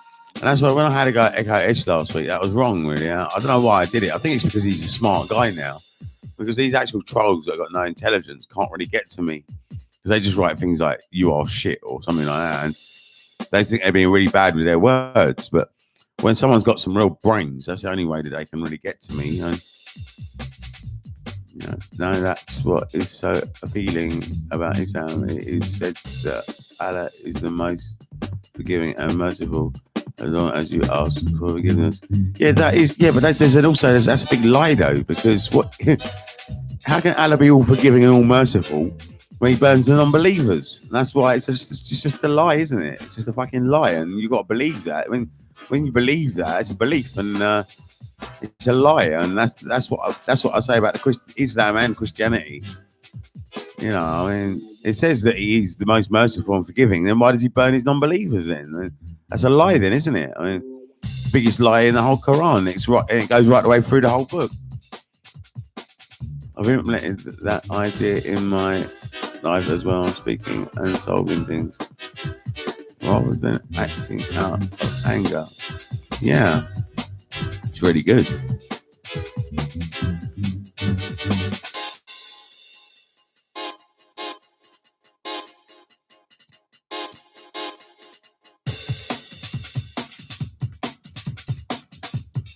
mean, you're either merciful or you're not. You know, as if I was God, I would not burn my non-believers, and I would have mercy on every single person. And King Solomon did, and he would, and Haile Selassie would, and he did. And a real king has got mercy and forgiveness, and a real king or a real God does not burn their non-believers. I don't believe that, and that's why I can't accept the Quran neither, because it says that he burns his non-believers, and it does say that, and that's written by an angry man. That's how a man would write. I mean, that's not how a God would write. That's not how King of Kings would write. So King Solomon never wrote like that, and he was King of Kings at the time. Haile Selassie never wrote like that. He was King of Kings. I mean, King of Kings don't write like that.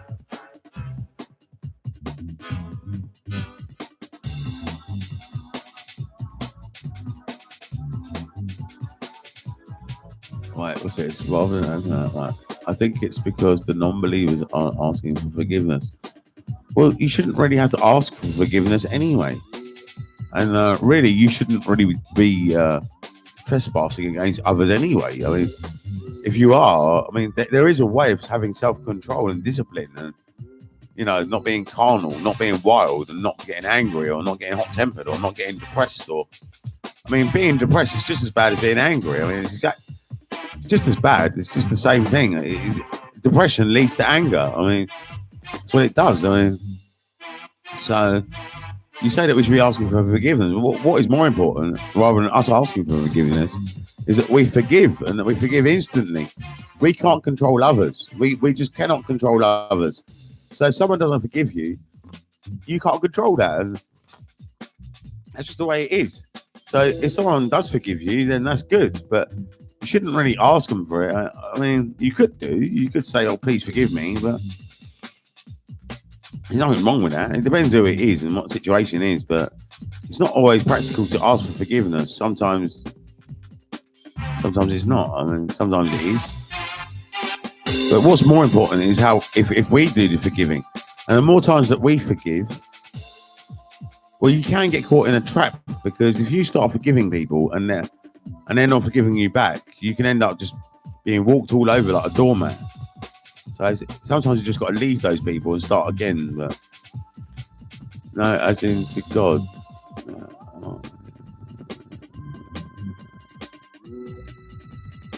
Well, God will forgive you anyway. I mean, God does. I mean, you don't have to ask God for forgiveness. God will forgive you anyway. That's a fact. I can guarantee you that God knows the script of what's going on in the world today, and God really does understand what is going on. I mean, he's not stupid, and you know, he understands that there's mistake, there's sin, there's error. And what he also understands is that most of us don't really do it through choice. I mean, if we make a mistake, when I got angry with Echo Ish last week, I didn't choose to do that, and we're compelled to do. Sometimes we're compelled to make an error, and if I knock a drink over, that's an error. It can be considered as a sin. I mean, I'd say to you, don't worry. What's your name? Let's have a look. Epicurean. Don't worry. God always forgives. You have to forgive yourself. Then, if you haven't come to terms with something, you got to forgive yourself. And God's forgiven you already. I mean, that's what Jesus Christ said, and that's the reason why they say that Jesus died on the cross. Now, I don't know if that's true and all that, but it's not because you're allowed to sin and Jesus died on the cross so that we could sin. It was because he was saying that the world's not perfect. There is people. There's dysfunction in the world. I mean, what he's saying is that the mainstream outsider and probably most of the people alive at that time were like savages, and that's what he was saying. And yeah, exactly. That's what I was saying earlier. In order to get that forgiveness, you have to ask for it, in my opinion. Well, I don't think you do need to, because God knows already. God knows what you want. Like, you don't even need to pray to God. God's provided you already with food abundantly. I mean, you don't really need to pray to God. You don't need to ask for forgiveness. He'll forgive you, and that's the message of Jesus Christ, isn't it?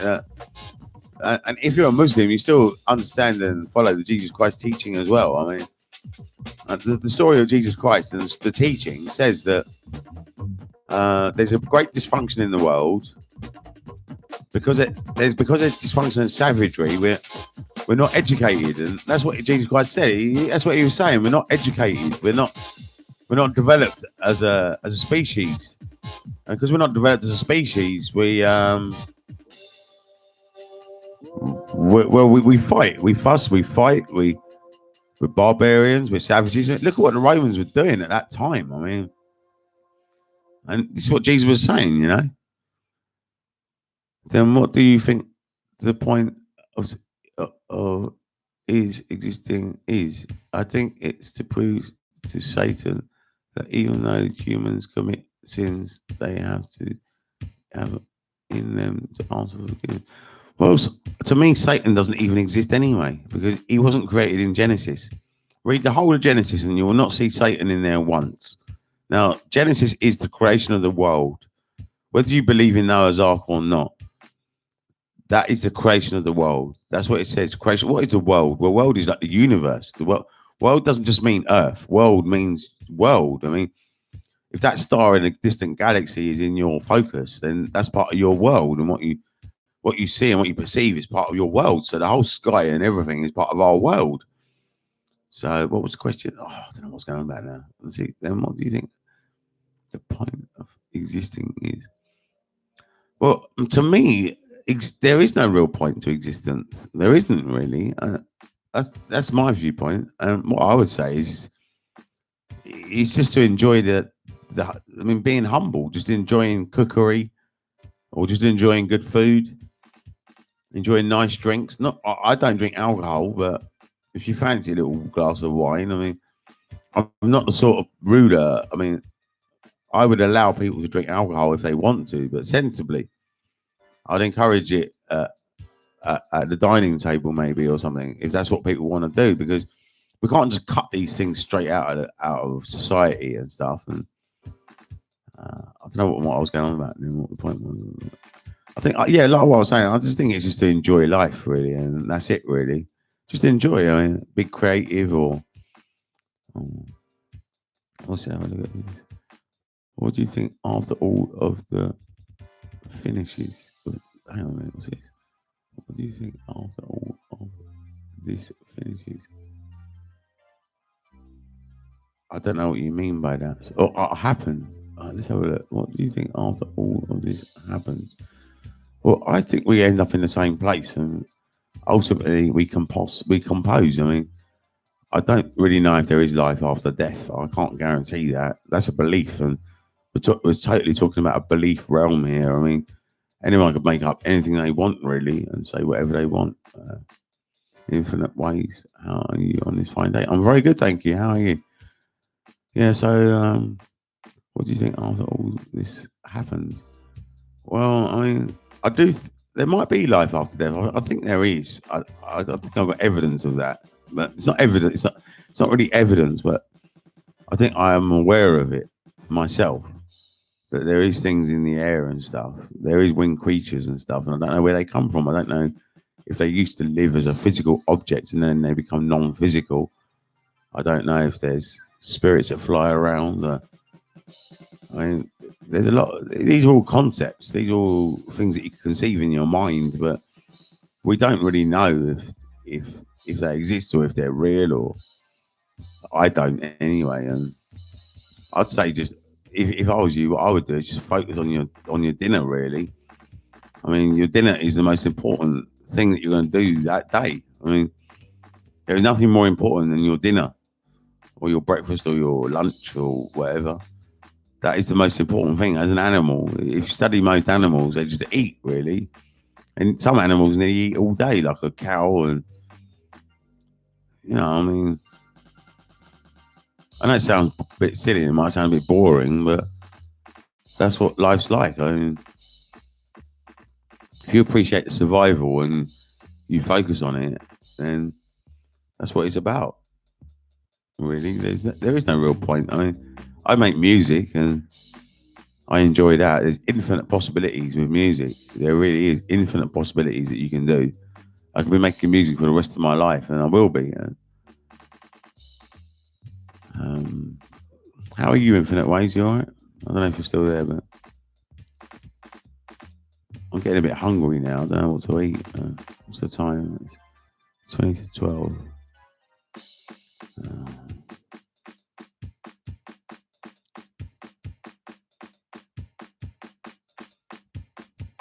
Right, I'm just going to make a drink.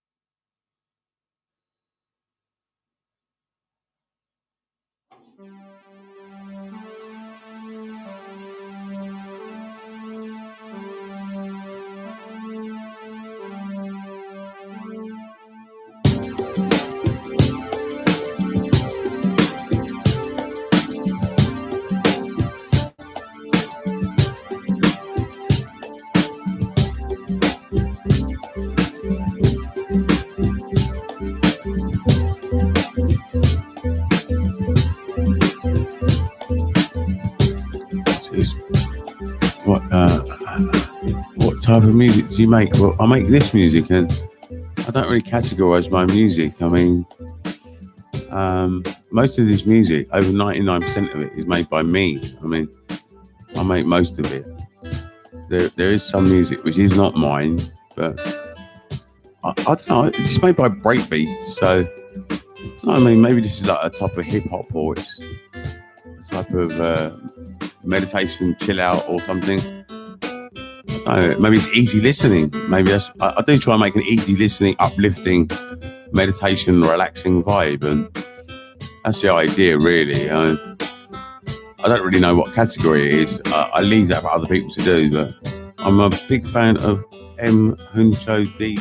Lot Europe, and B. Young. I don't know who these people are. I'm very ignorant when it comes to other artists. I only know myself, really. Have you heard songs by them? Their top tracks? Never heard them. I don't know, I might have heard them on radio, but Johnny B, what's your favourite strain, Johnny? Well, I don't really know. I mean, for years, I can't even remember any names, really. I mean, I can remember Orange Bud, and that's something that we used to smoke back in the 1990s, but it used to be Purple Haze, and I don't get things like that anymore. Now I just get a herb. I just get a type of herb, and I just smoke it, and that's it, really.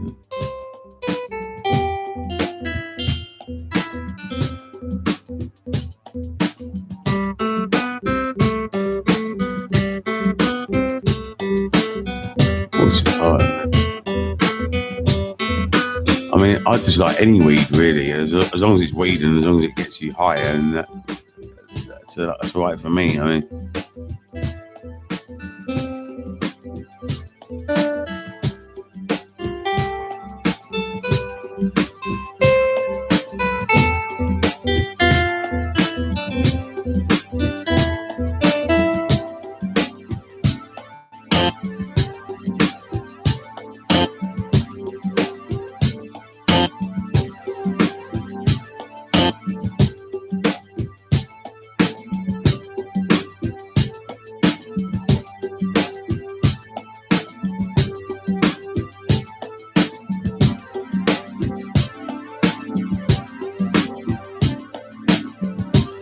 What's this? Hi man, gonna roll my good morning, Jay. And what's in this? Appreciate the content.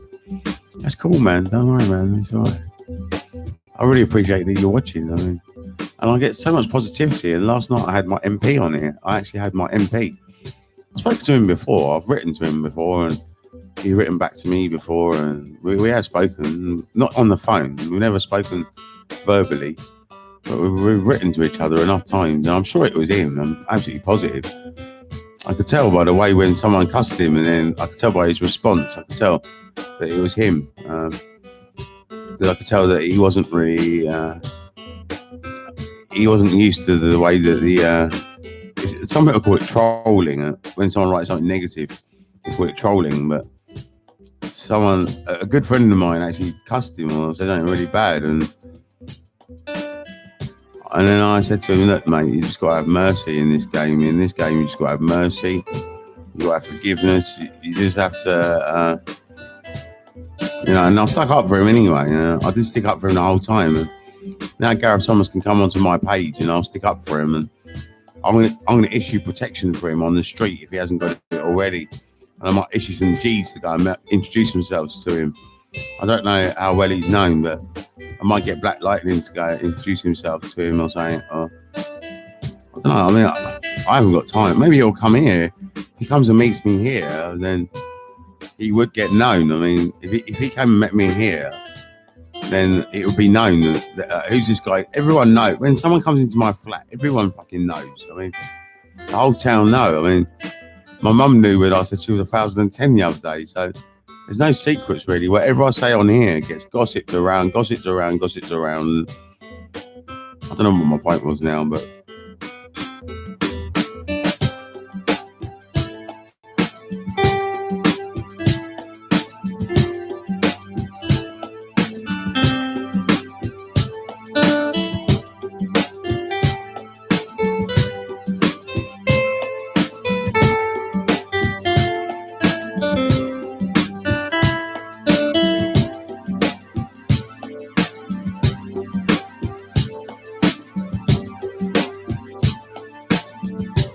Well, I did have the head of social services up here the other day, so maybe I'll get Gareth Thomas up here. I mean, he does live in Harrow. I mean, he said he was local.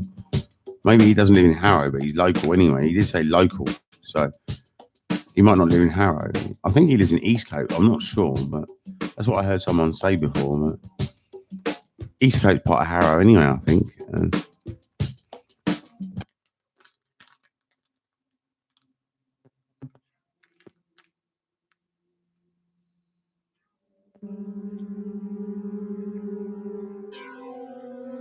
But we have to get Gareth Thomas on the protection list. I mean, really, you should really listen to those artists. Really good, best engineering. Yeah.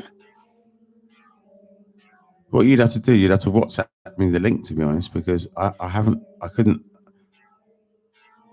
just can't bother to write that down on a bit of paper and then write in all that. And you just sent me the link, but it's up to you. I mean, if you send me any links to my WhatsApp, I will check them out. I mean, I try and check everything out that people say to do. I do try, but there's so much to check out and so many things to do. I mean, it's just unlimited, and while I'm checking something out, I'm not doing this, and while I'm not doing that. And I don't mind, though. I can do it. I can check it out. But if it's not got any money in it for me, I'm not really too. I mean, there's no real money in checking this out, really. I don't think. So, I mean, if something's got money involved, I'll do it quicker. But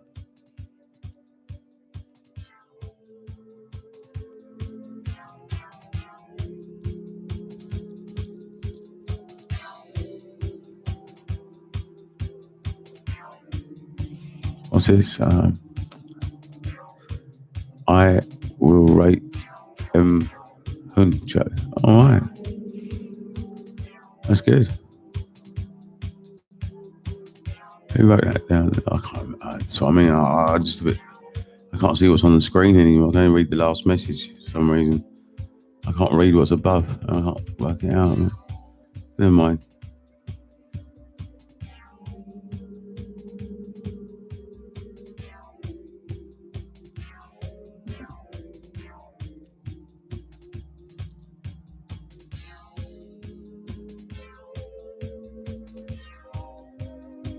Right, I've just got to make my cup of tea.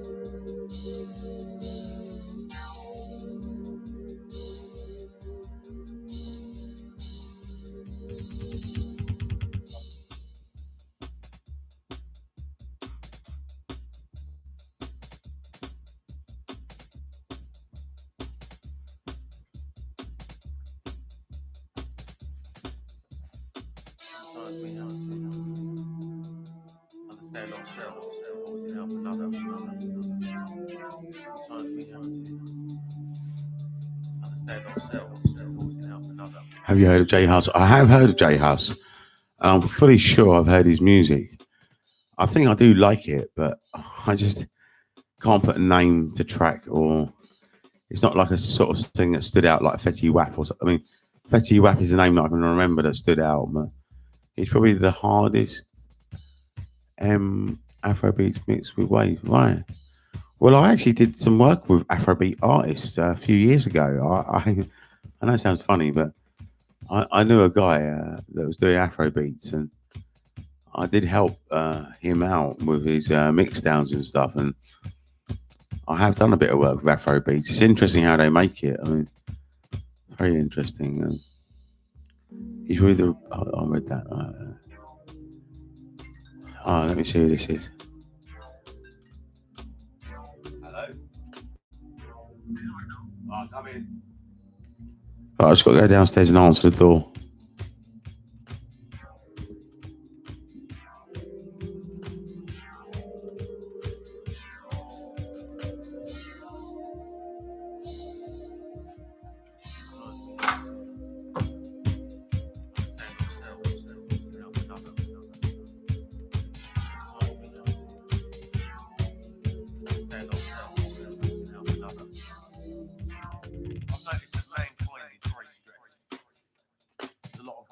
People out there. I didn't realise how stressed I was until the animals told me to relax.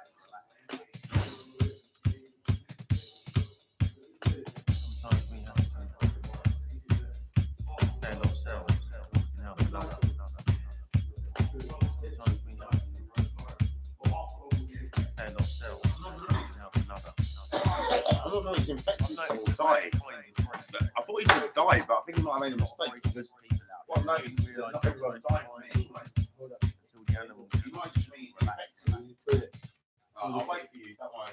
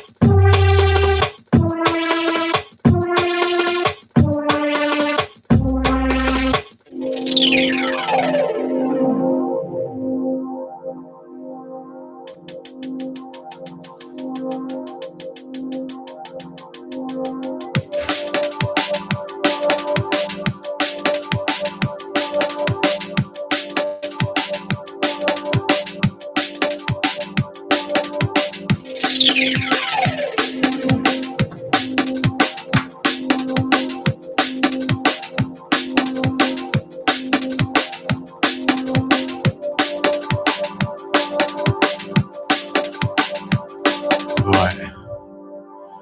Oh, I heard that. Right, yeah, Jay Huss is. I don't know if he's still there, but I have heard the name, and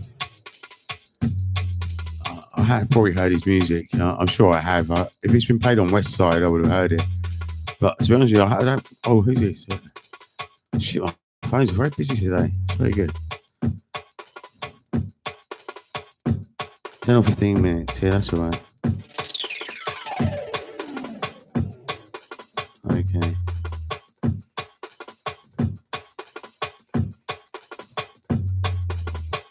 Really, I've got to text a whole load of people, but should we do it?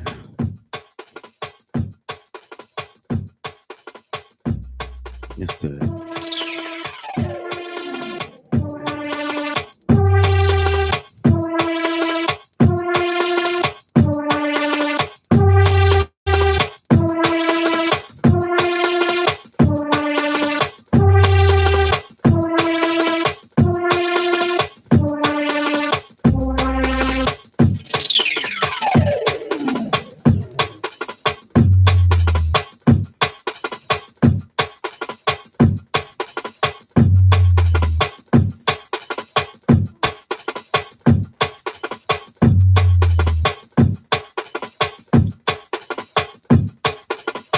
Hi Connor, I don't know if you're still there, but yeah, I'm alright. How are you? I'm very good, thanks. But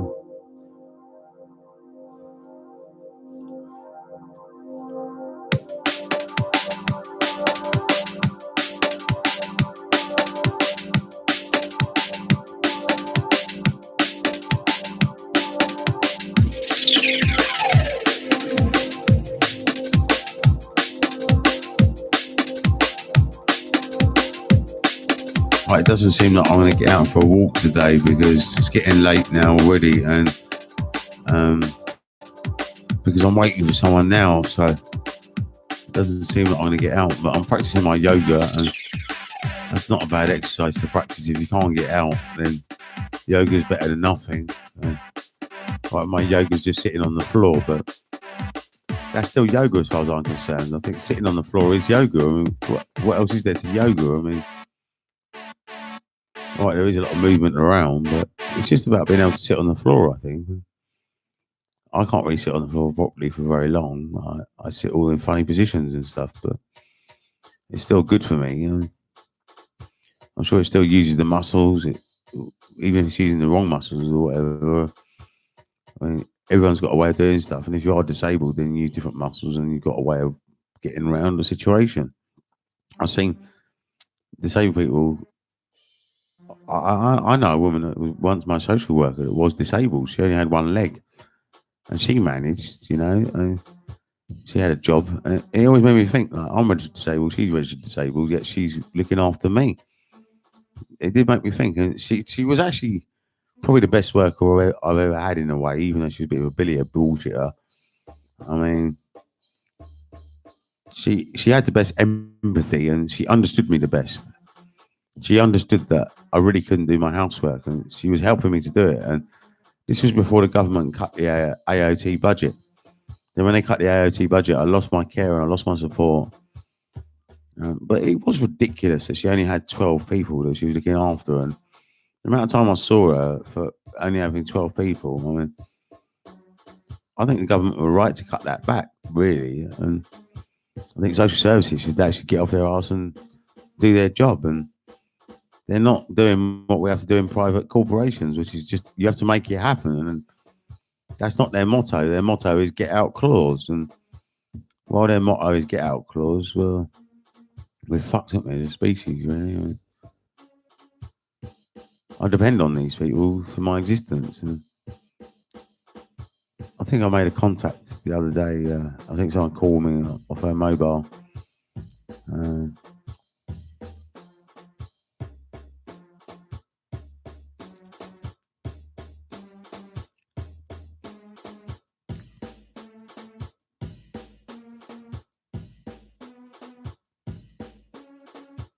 It's really good that Dick Richards was looking out for me last night, though. I mean, he was saying that he thinks that this guy is a fraud and that, and I just love that. It reminded me. It just reminds me of how my life is. You know, there's always someone looking out for me. I mean, there just is always someone looking out. I mean, and you create that yourself by creating your own karma. I mean, if I'd been an idiot, then no one would want to look after me. But people are always looking out for me, and I respect that, and I love that. And I haven't got a lot of money, so no one can rob me. And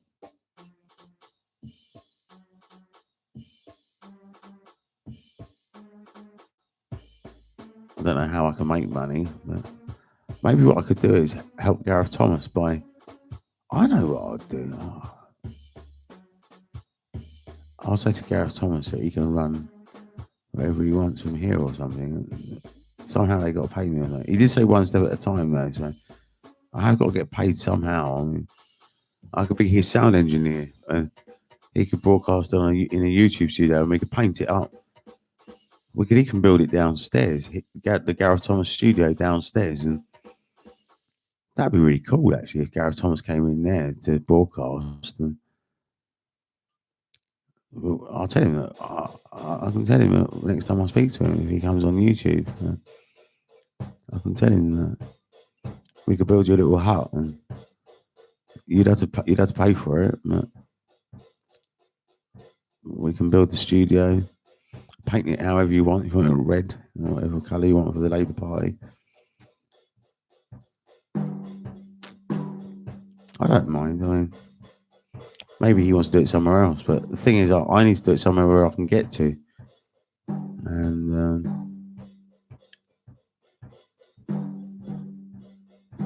I'm not one for travelling around. Maybe Gareth Thomas is, and I understand why Gareth Thomas has to travel. Well, he has to travel from Westminster to Harrow, and all MPs have to travel from their constituents to Parliament, and that's just the way it is. They have to do that. They have to see their constituents.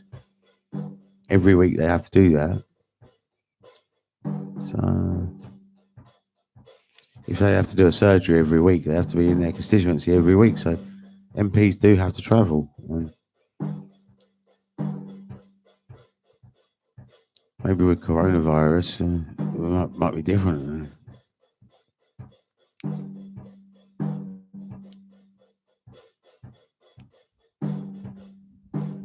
Oh, let's see who this is. The reporter. Hey, mate, what's this? Saw your video through advertising. See it about 3 times a week. How much do you spend on advertising? I spend £3 a day. About maximum £3 a day, and they do sort of max out. I mean, my adverts are quite popular, and it's if people hit the if they watch it and stuff. And one of my videos has had over 5,000 views now, and well, people have been watching it, so that's why I have to pay for the advert, and it's up to £3 a day basically. It's a really good service if you've got a channel that you want to set up yourself. I do recommend it. You can pay £1 a day if you want, but I decided to go for £3 a day, and that's because I did my sums wrong and I can't really afford it. But luckily, last night some guy said that they would help out with covering the cost of the advert. And now what I'm going to do, I'm going to give them a share of the actual profit. I'll give them a share of the profit. That's what I'll do. I don't know how much it will be, but I mean, if it's not much the first month, maybe what we could do is save it up till the next month or something. But I don't know, whatever it is, we'll see.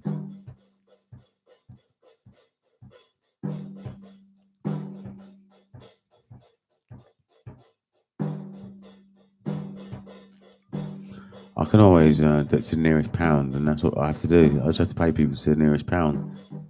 So it depends how much we earn, really. If we don't earn much money, say if we only earn £5, it might be better just to save it. And I might just say to them that we'll save it. And what's the point in splitting up £5? I mean, I couldn't even pay £1 out of that to each person. So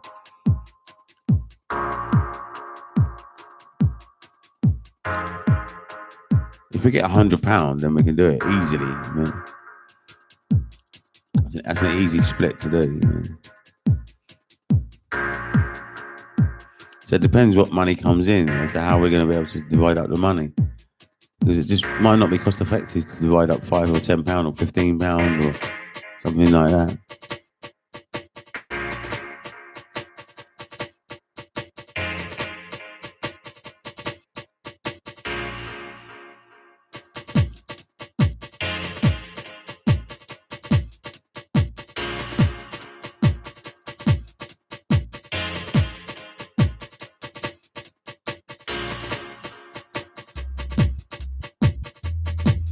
I really hate texting people and being on the mobile phone. It's really bad, but it's the only way that I can get my business to work. You know?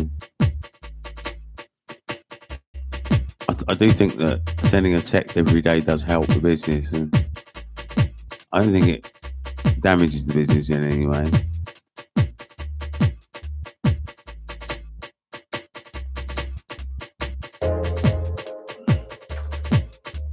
Alright, let's see what it says. How much do you make through this?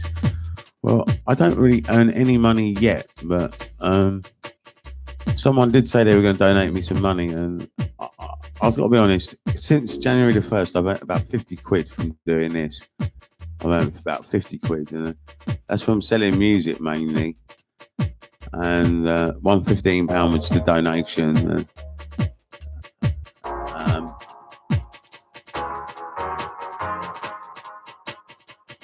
Yeah, I mean, it's all from donations, really, and I can sell advertisement space. I mean, like if you want to buy an advert, you can buy one off me for £5, and I'll pay it all. I'll play it the whole week for £5. I mean, that's how I can make money as well. Or what I can do, I can engineer beats, or I can engineer bass lines or something.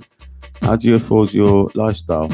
Well, my lifestyle is not really all that expensive, really. I mean, all I do is just eat food, drink water, drink tea and coffee. I smoke weed, and I can't really talk about how I earn my money to smoke my weed, but my weed I don't have to worry about. I've got enough weed to smoke. I mean, that makes me relax quite a lot, actually. When I've got enough weed to smoke, that makes me relax a lot. I've got enough money for food as well, but the only problem is I don't know what to eat because. Well, what's your question? Your question is how do you afford your lifestyle? Well, I am on benefits as well. I'm on ESA and PIP because I'm registered disabled as a paranoid schizophrenic with severe mental impairment. This is what I'm registered as. It's crazy, I know, but that's what the government think I am. Well, that's what they used to think, but they don't think it anymore. But because I'm on the medication already, it's too late, and I mean, you can't just come off medication like that. They are trying to get me off medication, but that's what they said last time I saw them. But you never know. They change their mind anyway. They change their story. I mean, I'm not really doing the most benefit for mankind while I'm on medication anyway. I'd do a much better benefit if I was on less or if I was on none. I could benefit mankind so much more because I'd just come up with so many ideas. I'd just be sitting down writing all day. I mean, that's what I do when I come off medication. I just write all day and get very creative. I mean, last time I was off my medication, I made a currency up, a whole plan for social services, and I think as I get older, I'm getting more into position to establish some of these things. I've established a lot of it on YouTube. I just use what I've got. I mean, whatever's available is whatever format. I mean, I used to do stuff on Facebook, but I can't do Facebook anymore. So now, if you want a copy of Pathfinder, you got to email me. But on Facebook, I could have invited you into a group, and I had it all typed up in the group. If you want a copy of Pathfinder, email me at eastlifetelevision@gmail.com. And Pathfinder is free, and we can email you some free music as well. Yeah, I do sell music. How do I support my life? How do I support my life? What do you think of Pink Season? Is that your music that I still haven't listened to yet. Sorry, got no content. Got no content. I forgot about that all week, and it is in my book. As it's in my book, I will do it. I will do it. I will do it. This week I was very lazy. This week I did the bare minimum, and it took me nearly all week just to download some tracks off the internet. I mean off the email, and I will. Maybe I'll do it. No, I have to do it during the week. I can't do it on a meditation day. Let's have a look at this text message. Oh yeah, that was me. Right.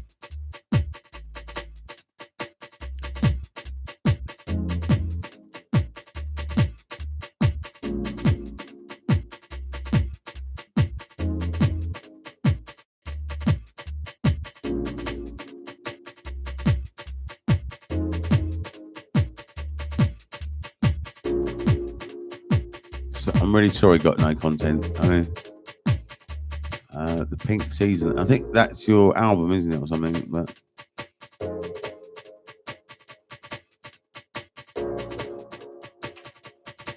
right, what I'll try and do, got no content. I'll on Monday. Let me make it a priority on Monday. What I can do, I can make it a priority one. And I can. Right, it's been a week, so it's been over a week that you waited for me. So now what I've done, I just put priority. So on Monday, that's the first job I'm going to do now. And next week, the first job I'm going to do, I'm going to listen to Got No Content music. You'll have to see, this is how I operate. And this is how I manage my time. I mean, you know, you got to get jobs done. And if a job's written down, I'll get it done. And I will. I mean, oh, who's this? Let me just see who this is.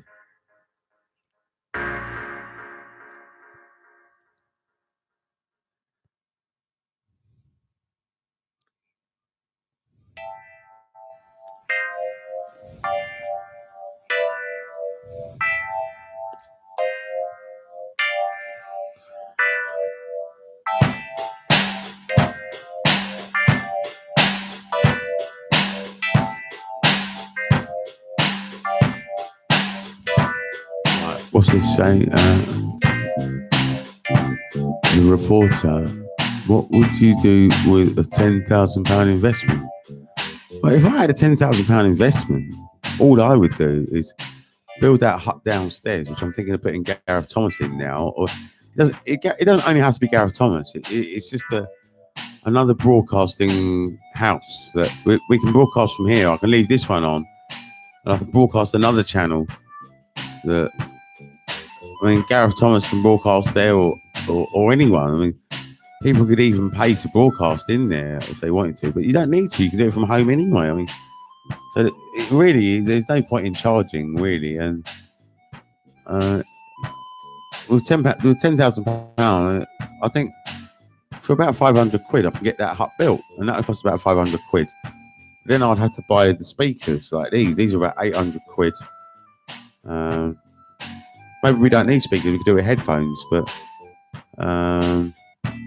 that's what I would use the investment for, to build that hut downstairs and get that studio up and running down there. And that's it, really. And that would be for Gareth Thomas. And I do think Gareth Thomas did mention that he might even come up here and give it a try. So if he comes up here, he gives it a try and he likes it, then what would be the return of the investment? Well, there is no real major return, really. I mean, the only investment we would get is that we would network with the community, and we hope we would get advertisement money back or something, or some way of making money. We would hope, we would try to, we would hope that we can make money from advertisement, or from, if I had a studio downstairs, I could always actually develop it to become a recording studio, but at the moment, I've got no business anyway. No one's giving me work now, so it's unlikely I'll get work then. But it's only if I had £10,000, I would do it. But it's not really an investment, really. It's more a charity case, really, because even if I did spend that £10,000, I can't guarantee that I'd earn money back. I mean, it's like these guys that are investing with me now. I've got some guys investing. One guy's investing £21, one guy's investing £2. I've got 26 quid left. Another guy said he was going to do it, but he never emailed me yet. So there's still 26 shares available for the 1st of April. All you have to do is just email me investment. You should send me also the bank account name, your sort code, your account number. You send me that information, then I'll send you my account number, my bank name. Let me just see who this is.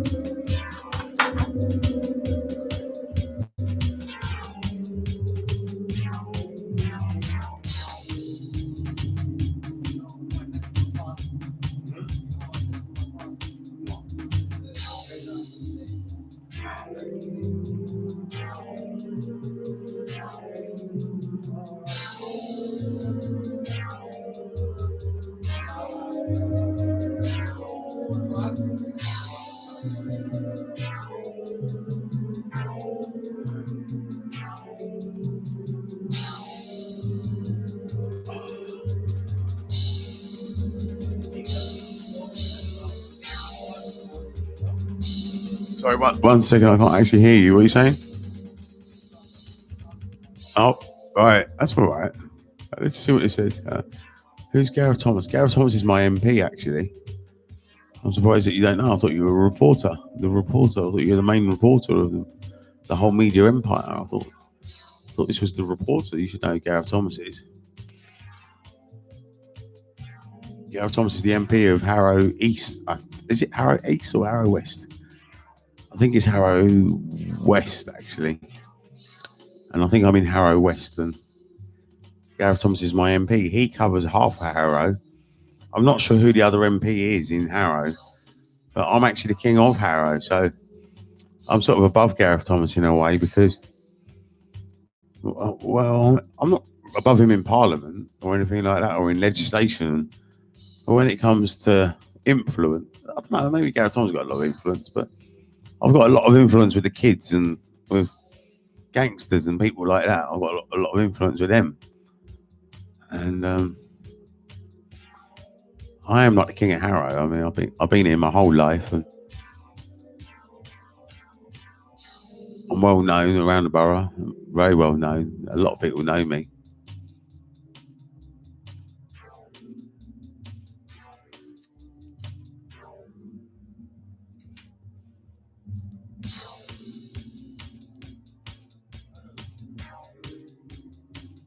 Yeah, I mean, all the Somalians know me. I think all the Muslims, because one thing I will say about Muslims, I know earlier I was knocking the Quran, but one thing I would say about Muslims is they got a very good attitude towards each other. They got a brotherhood. It's a bit like Rastafari. Rastafari is very similar as well. I mean, I'm a Rastafarian, and I've got Junior and Rast Smalls and the other Rasta up the road. And if I meet a Rasta, we're brothers straight away. I mean, there's no dispute in that. And you don't even need to be a Rasta to be a brother or a Rastafarian, really. What's your name? My name is Johnny. I am Johnny. I'm the king of Harrow. Yes, I am, yeah.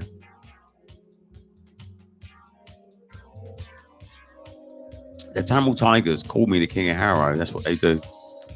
They call me the king of South Harrow, but because of the mental health system and because I became attached to it and because I'm involved in it, I can't leave out half the borough. So what I've decided is that I'll do the whole borough. So what I'm trying to do here, in a way, I'm not here to support Gareth Thomas, but I am, in a way, I will support Gareth Thomas. If you know what I mean, I'm not only here to support him, but what I'm saying is I would support him. And you know, mental health is something that I know about. And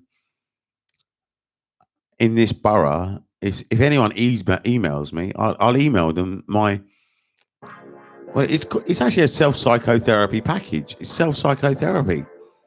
And that's what it is. It's self-psychotherapy. And I'm supposed to be schizophrenic. Yeah, I am supposed to be, but I'm not really. I mean, that's the whole stupid thing about it. I mean, they thought I was schizophrenic, but how did that come about? Well, schizophrenia actually means split mind. That's what it means. And a split mind is a mind in error. I mean, it is. I know about schizophrenia. I know how it works and what it is and stuff. What schizophrenia is it's a split mind. It's a mind working in duality. When the mind's working in duality, it's confused. It's not, you know, there's no need for the mind to be in duality to do a survival task.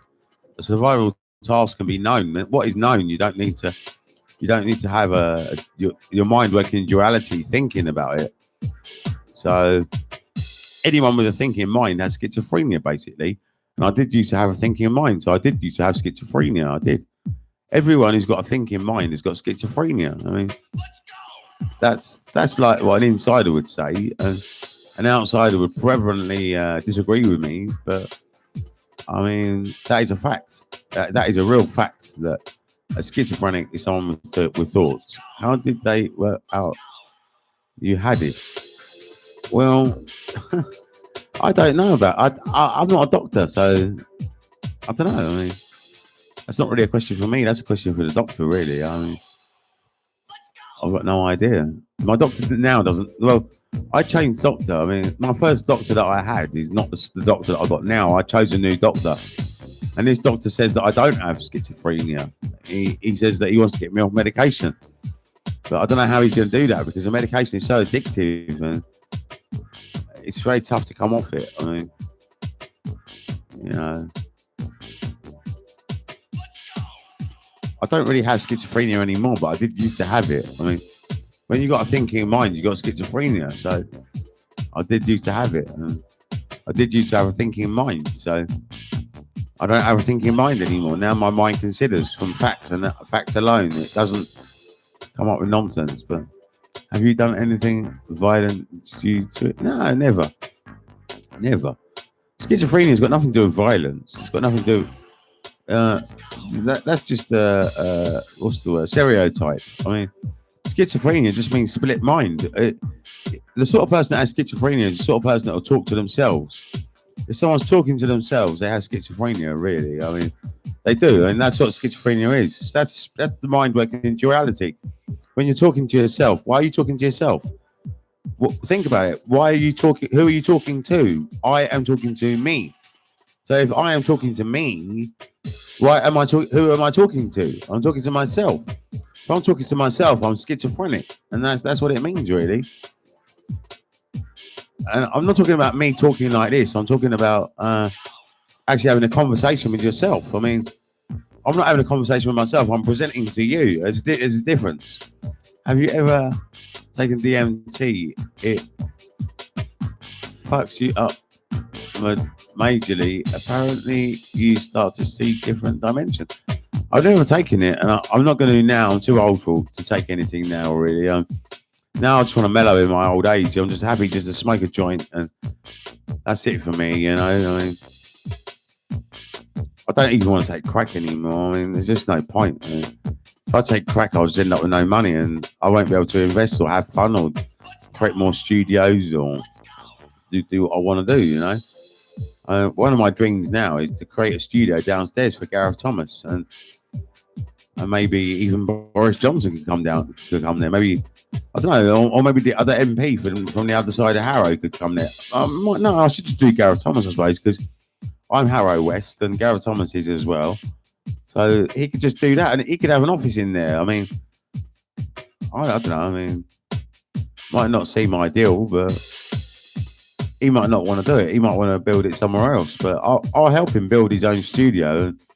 Maybe that's what I can do for a living. Maybe for a living, what I could do is clean my act up a little bit and get my hair cut and stuff and run his studio for him. I could run a studio for him. And I do believe that we all do need some sort of media is what it's all about. I did say in my film Junglism in 2005 that we need to create a multimedia empire. And that's what it's about. I mean, Gareth Thomas could be a broadcaster, and there's no reason why he can't be. I mean, the only thing that I'd say is that if he started up his own channel, he'd have to deal with the riffraff and all the trolls and stuff like that. It might be better for him just to come onto my channel. But if I'm with him and he's doing his channel, I could always have another computer in the room anyway, and I can always comment, then you're out of order. I can support Gareth Thomas however he wants. I mean, you know, I don't mind. I mean, I know Gareth Thomas is a good man, got a good education. I'm really pleased and really proud to have him as my MP. I think he's a great guy. I was so impressed that he came on here last night, and he was still up till 1 o'clock in the morning. Still dealing with the public. I mean, the guy is altruistic, and that's what I realised last night. He's altruistic. Some MPs are. When I was a kid, I wanted to be an MP because I was altruistic, but then I worked out that being an MP is not really the way to make a difference. And you can make a difference being an MP. I'm not knocking people like Gareth Thomas, but it's not how I decided to make a difference. I mean, I decided to make a difference in a different way with music and things like that. How many views do you get every month? Well, it changes, and I can't remember what last month was, but I only started this channel on I think it was about January the 1st or January the 2nd or January the 4th, something like that. But very early on in January, this channel started. So January had hardly anyone viewing it at all, really.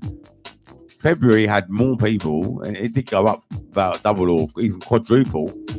But I think this month's going to go up a hell of a lot, because I think I've had about 5,000 views of one of my films in this month, because it didn't come up last month. So this month's really taken off. And Gareth came up in your room. Yeah, he came up last night. Yeah. No, he hasn't been up in my room here, not yet. But he said he might do it. He said he might arrive one day, and I said that he's allowed because I think he's civilized. He is civilized. The civilized people are welcome up here. I mean, why not? I mean, I hope Gareth doesn't mind the smell of smoke, but I could build him his own studio anyway downstairs. I mean, we could use it to record music as well, but we haven't really got any business. I mean, that's something that maybe what we could do is the investors, if ever we do it, we could invest in some sort of Yale advertisement or something and open up a studio downstairs. But there's not a lot of money in it. It's not really the best way of making money, but I don't know. I mean, there's lots of ways to try and make money. How do you have the meditation to make 10 hours videos? How do you have the motivation? Well, it's not about motivation because I'm not. I just listen to my music anyway. So even if I wasn't on YouTube right now, I'd be listening to this anyway. I'm just living my life how I would be doing it if I wasn't broadcasting. I mean, maybe I would have gone out by now. No, I can't really. I wouldn't have gone out because I've got to do what I'm doing now. So, I mean, I don't know. It's not really about motivation. I just, well, I'm just existing. I'm just leading by example. That's what I'm trying to do. I'm trying to set an example that I'm trying to create like a community that is where we can get together and I don't know, what was your question? How do you have motivation to make 10-hour videos? I don't know how to answer that really.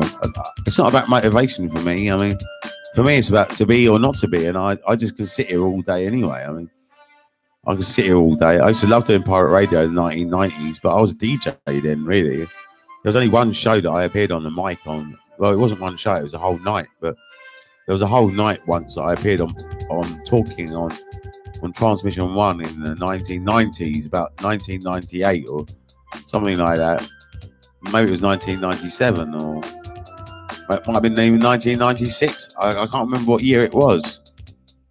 I've got the tape in there, in that box over there. I've got the tape of the show, and I've never recorded it into the computer, so I haven't got a copy of it. And I can't play it anymore. But I need to get another tape deck. I will have to get one eventually, so just so I can play some of these tapes again and record them and stuff.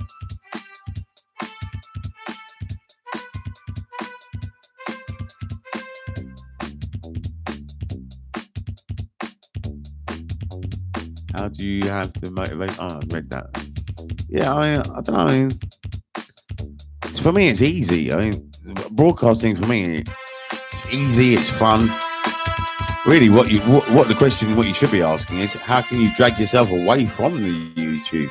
How did you get yourself to go out? I mean, how did you actually get yourself to go out for a walk? I mean, you know, I'm addicted to YouTubing. I'm actually addicted to it. I mean, I'm not addicted like a drug, but what I mean is I really enjoy it. I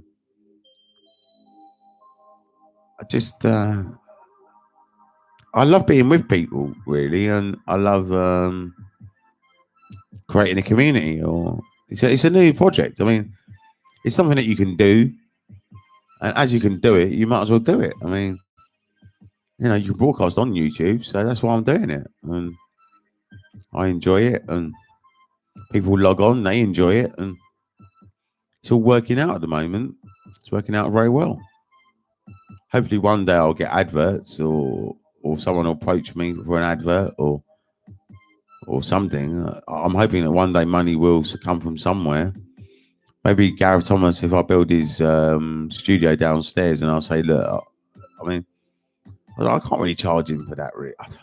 I mean, they've got money though. I don't know. I mean, I do. Why should I be in poverty? I need a bit of money. I mean, I don't know. I mean, if he gave me £100 a week, I could run his studio for him, I suppose. I mean, and that's what I'm allowed to earn on benefits, £100 a week. I mean, really, I want to earn £1,000 a week, really, to get off benefits, because I don't want to be on benefits anymore. I do want to get off benefits. I can't stand being on benefits. It's terrible. The way that they got control over you like that, and you can't do nothing about it. You can't get a job. How could I get a job, really? I'd go mad. I'd eat customers. I'd absolutely eat the customers. There's no way that I could get a job. Not like this, not the way I am now. I mean, that's why they give me so much medication, because it's to keep me calm, I suppose, because I mean, I can really lose it and stuff. I mean, I don't do it often, but when I do lose it, I'm loud and I'm very angry. I can get very angry, and I shouldn't really do it. And it is against my 10 commandments. It is, but sometimes it just happens, and it's not through choice. But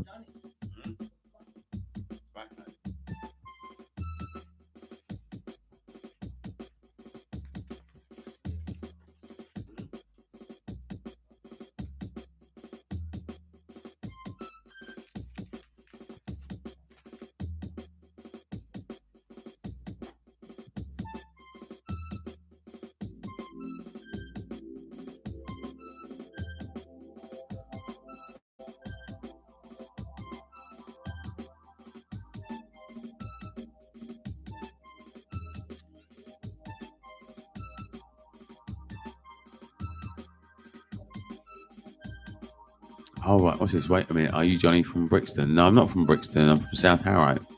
Did you used to sell pills? I don't know if I should answer that, but I don't want to incriminate myself on YouTube. But I have been in Brixton before. In the early 2000s. I spent a lot of time in Brixton. I don't know if you really do know me from there, but I did used to go to a rave there called Platform, and you may well have seen me taking pills in there, and I may well have had a bag with me while I was in there, but I don't know if you really do know me. But someone actually did remember me last night from being in that club. So it's funny, I actually knew the guys that ran the night, the Turmoil and Lex. That's what we were talking about last night, actually, I think. I'm not Johnny from Brixton, but I have spent time in Brixton. I mean, back in the day, I was all over London, really.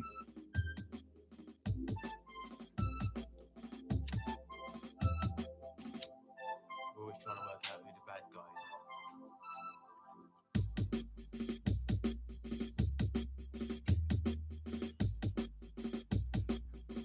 are. It was always handy for a cheap night out. Well, I mean, when I bought pills at the time that I was buying them, they were only about £1 each or £2 each or something like that. So all you had to do was do like 3 for a tenner or something, and that was it. Like, stop selling now. Well, I'm not selling now. Stop selling. Yeah, I have stopped. Yeah, I haven't even taken a pill for years. I mean, I have.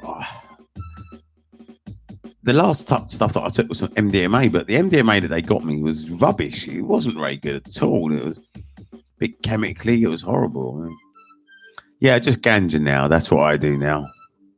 Totally. I mean, that is the best herb. That is the best thing. Ganja is a thing that you can do every day, and it doesn't affect you too much. But you can't do pills every day. I'm sure you know this. And I mean,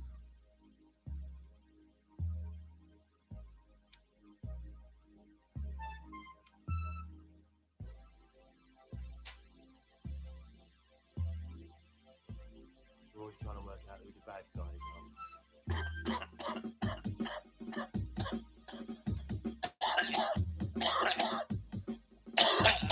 Oh, what do you sell now? Oh, I didn't see that. Right. Well, I'm not allowed to talk about what I do really up here. I mean, what I do sell is beats. I sell music. That's what I sell. Beats and music, really. I can sell beats. How much do I make through that? Well, I made a tune. I had a tune already ready the other day, and I sold it for £10 with a dub plate vocal on the top of it. It's a dub plate that I done for a DJ, and I got 10 quid for that. I mean, if I could get more work like that, it'd be really good. But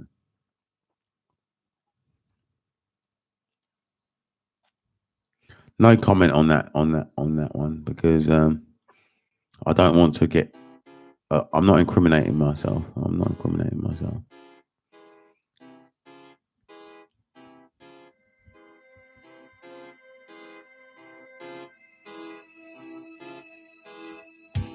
If you want to ask me questions like that, you've got to do it on Instagram, on the messaging service or something. Well, I can't do it on a public forum. Any questions like that? I mean,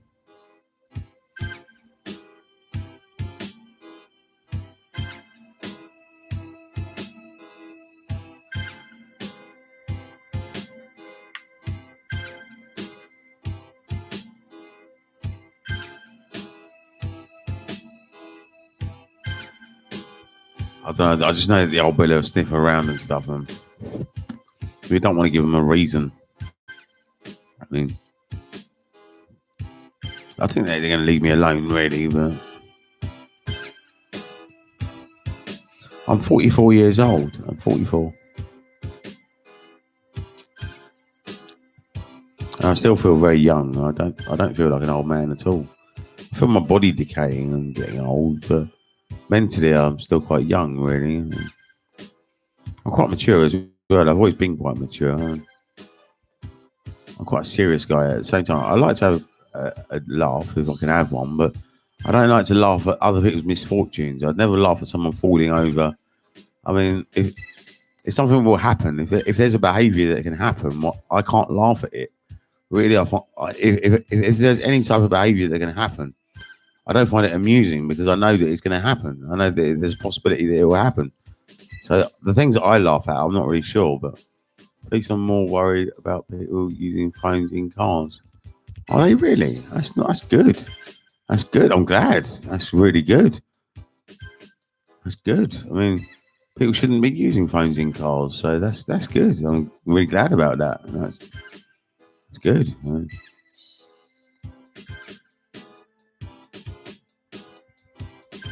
But what you got to remember is I've got a relationship with the police, so there is a copper that would want to nick me if he could. You know, I mean, there was just one copper in that station. Some of the other coppers aren't so bothered. I mean, when they search my room, they never do it properly. I mean, I've never seen a copper turn my room upside down. I just haven't. I mean,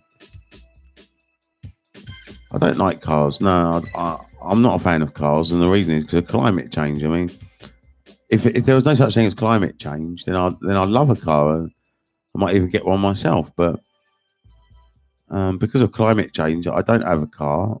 I don't travel in a car very much at all, only for very emergency type journeys. Or I mean, what I'm a big believer in is that we need to improve our logistics, and I do believe that internet delivery is the way forward, and internet shopping is the way forward.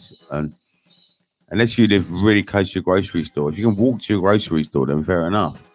If you can't walk there and you have to drive there, then really you should do online shopping. If you do online shopping, it's more energy efficient for one lorry to go around a route or one van to go around a route. It's more economical than to have every single car traveling, doing individual journeys. I don't know if you see what I'm getting at, but individual journeys done by cars to a supermarket. Say there's 1,000 individual journeys. Well, in a van, I don't know how many deliveries they can fit on a van, but let's just say it's 10 van journeys. Well, that's 10 van journeys cut down from whatever number I just said. I mean, all of a sudden you see that's less journeys, and it's not only is it less journeys, the van goes around in a route. So we need to reduce our climate emission, our carbon emissions. We need to reduce them. So because we need to reduce them, every little step helps. That's why I don't have a car. That's why I don't go traveling on public transport much. Okay, but say I went to get to one side of the country to the other. I don't know. Well, why do you want to go? I mean, what's the purpose? I mean, I understand an MP has got to travel from his constituency once a week to Parliament. I understand that, but what is the purpose? Is it a selfish purpose? Is it an altruistic purpose? Is it? You have to weigh up what the purpose is, and is it how much carbon are you going to use up to do that, and is it really worth it? I mean, how am I meant to do that if there are no cars? Well, if there's no cars, you can actually walk. I mean, this is what I realized. I gave up cars and transport for about 3 years, and what I did was I walked everywhere. Now, what I realized was that there was a problem with the local infrastructure because there's nowhere to stay at night and stuff. You can't really go very far. You can only go as far as you can go in a day and walk back home.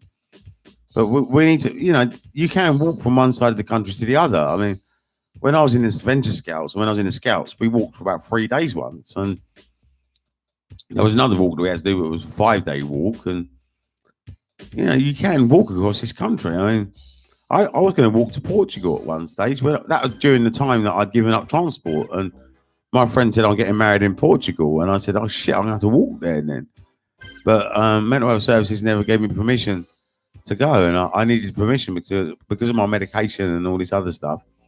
So I never done it. But at the time, I was so up for it to walk to Portugal.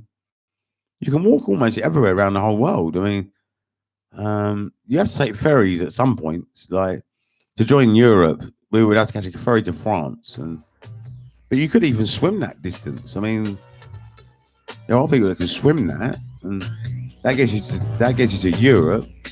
And then once you got to Europe, you just need to get down to Spain or Italy or southern France or something, and then you can get over to Africa very easily. I mean, It's another ferry, I suppose, but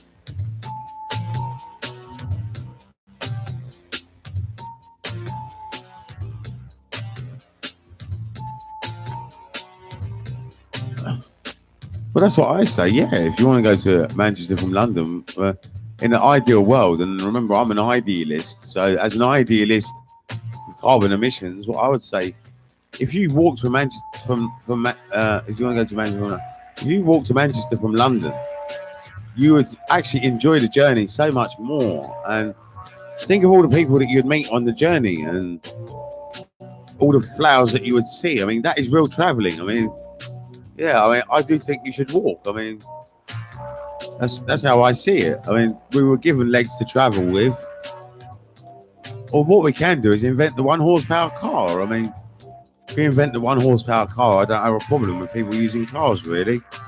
I'd even get a car if it was 1 horsepower.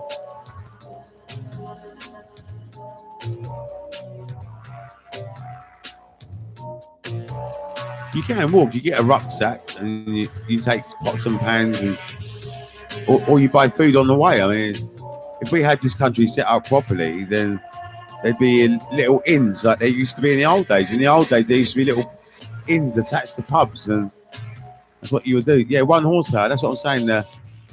What I believe is that a horse is powerful enough to travel quite quickly, and you actually travel the whole country in a day on a horse, I think. And a horse can run a good 30 miles an hour probably, and 1 horsepower, I mean, with gears and stuff, you can get to quite a high speed with that. I mean, 1 horsepower should be enough, and at the moment cars are a lot higher than that. They're about 300 or 400 or 500 horsepower. I mean, why do you need so many horses to move a car? And is it really efficient? Is it really moving it well? Is it going too fast? I mean, it had no power. Well, I've got to be honest with you, the moped, the actual moped, the 50cc moped is actually 1 horsepower, but it's not efficient. You know, we've got to improve that, really. We've got to improve the moped, I suppose, to go for that. Well, what you can do is to do with gearing and stuff as well. I mean, acceleration, we may never be able to accelerate fast, but look at how fast the car can accelerate. I mean, some cars can do 0 to 60 in 6 seconds and stuff like that. I mean, what is the point? I mean, there's just no point. I mean, you mean electrical? Well, I don't really mind if the car is electric or not. It makes no difference to me, because to make electricity, you still have to burn something anyway. I mean, electricity is not something which is purely clean. It's not. You have to burn wood or coal or nuclear energy or something. You're burning that, and the temperature goes up and turns a turbine. That's all it's doing. It's just turning a turbine. As it turns the turbine, that creates the power, and you can charge that onto a battery or put it straight into the national grid. So to me, electric makes no difference, really. Not all electricity is renewable. That's what I'm trying to say to you. And the government will try and make out that a lot of it is renewable, but that's just what they do to try and make out that they're doing. I'm not knocking the government, but they do try and make out, oh yeah, we're on top of things and stuff, but they're not really. I bet about 98% of the electricity that's created is not created from renewable sources. I could be wrong. If you want to quote me and you've got evidence, then you can do that. But I'm sure that the percentage of renewable energy is so small that most electricity is made by burning tires, basically, or burning rubbish, or burning something, because you've got to burn something to make the turbine go round. Or there is wave power as well, but I think the renewable energy is really a small amount. I mean, maybe one day electricity could be all renewable, but I doubt. I don't know. I mean, there's not even a problem with burning carbon emissions anyway. I mean, we just got to reduce it by 60%. That's all. The planet can absorb 50% of the current rate that's created. I mean, maybe an electric motor slows the acceleration down. It might be a more sensible way of driving. It might be more economical that way. And petrol motor's always got a bit of acceleration and stuff, and you're wasting energy. maybe electricity is slightly better, but what about solar powered? Well, yeah, there is solar powered, but how much do you appreciate how many light bulbs and how much electricity we actually use? And have you ever had a solar powered calculator and seen how much energy you really get from solar power? I mean, you know, I don't know if they've really developed these things a lot, but I mean, all you have to do is get a solar powered calculator, and then you'll see that. Well, look at how much power is being created by that little cell there. And you can put a solar power on your roof. If you put a solar panel on your roof, how much money are you going to save in a year? I mean, maybe £100 or something. But I don't know. I mean, it is worth saving if you can afford it and you can do it. I'm not knocking it. But I'm just trying to point out to you that these renewable sources in this modern day in 2020, they're not really a large amount of what we use of electricity. I would imagine at least 90% of our electricity is not renewable. Well, 1 second, I've got to go and do something.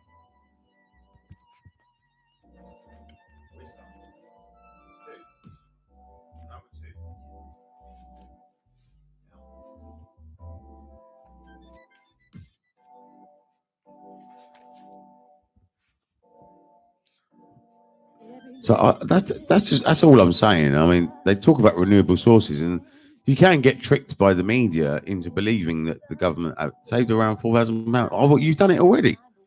You saved around £4,000. That's incredible. All right. I think that's over a matter of years, though, isn't it? Because you can't do that straight away. I mean, I can't see that solar panels are gonna do that straight away. I mean, £4,000. I mean, my electricity bill isn't even that in 1 year. I mean, how can you save that when your bill isn't even that much? I mean, technology has evolved a lot. Yeah, it has. Yeah.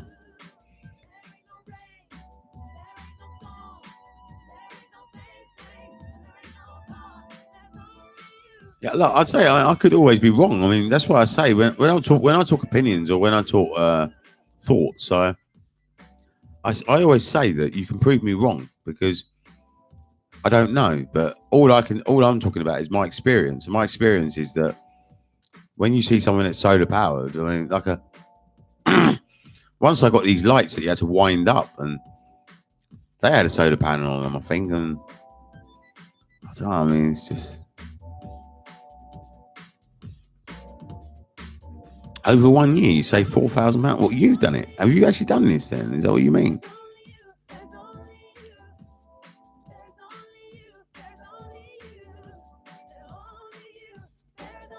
I'm a bit confused about what you're writing now, I've got to be honest. I'm sorry, but.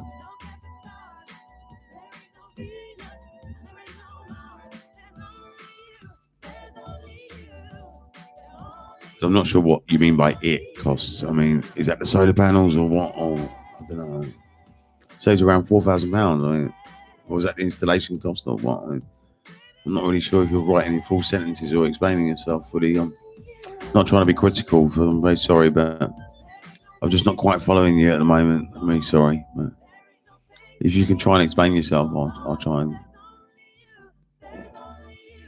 Or you can always ask me a question, I suppose.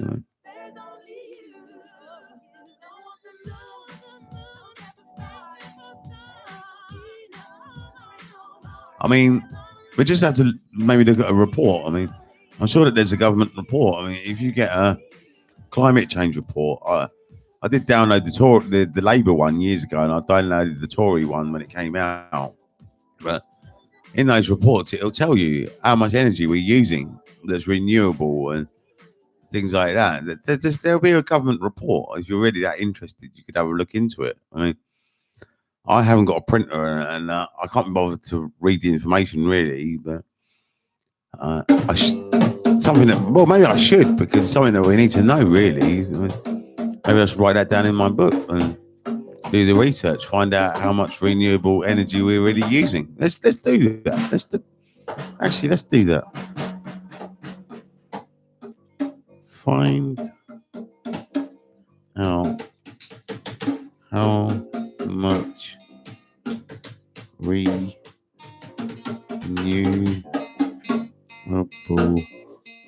energy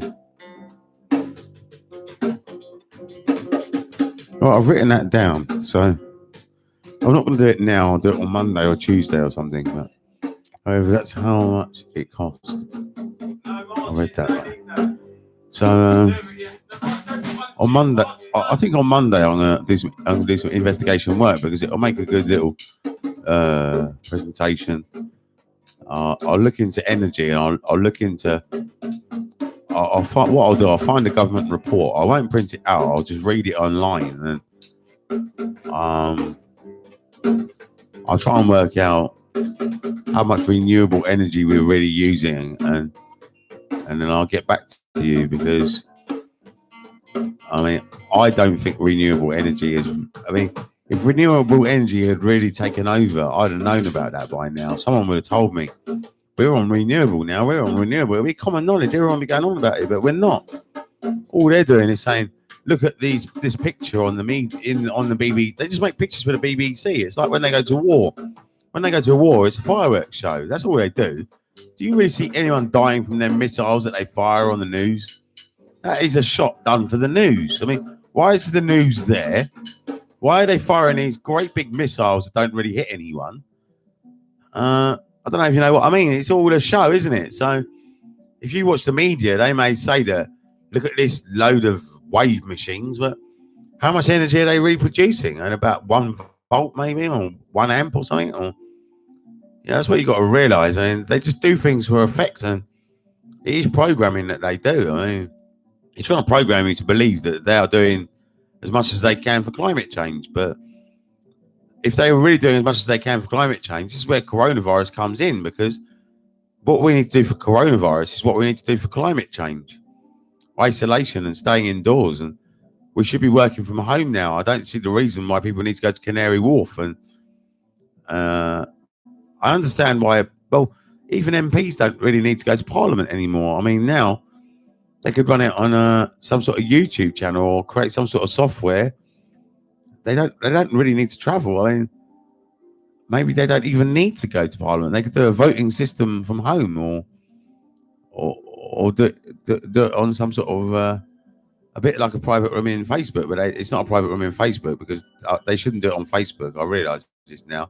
Government should have their own websites, and they could have their own website and somehow vote and debate in Parliament. They could do it by typing, or maybe Boris Johnson does the talking because he's the Prime Minister. Like how I'm broadcasting here, Boris Johnson could be the broadcaster, and all the other MPs could just type in. I mean, that's just the way it could be done. I mean, I don't know if it's effective or if it's right. At the moment, we think things should be done face to face, but very soon we might have to change the way that we're living. And this is something that occurred to me yesterday, and it's only because of the effort that I made in the past that I learned this. But our whole way of life is going to change very soon, and who's ready for that? I mean, I am actually ready for it, and I'm ready to lead the way. And well, come onto my YouTube channel and find out how to do it. I mean,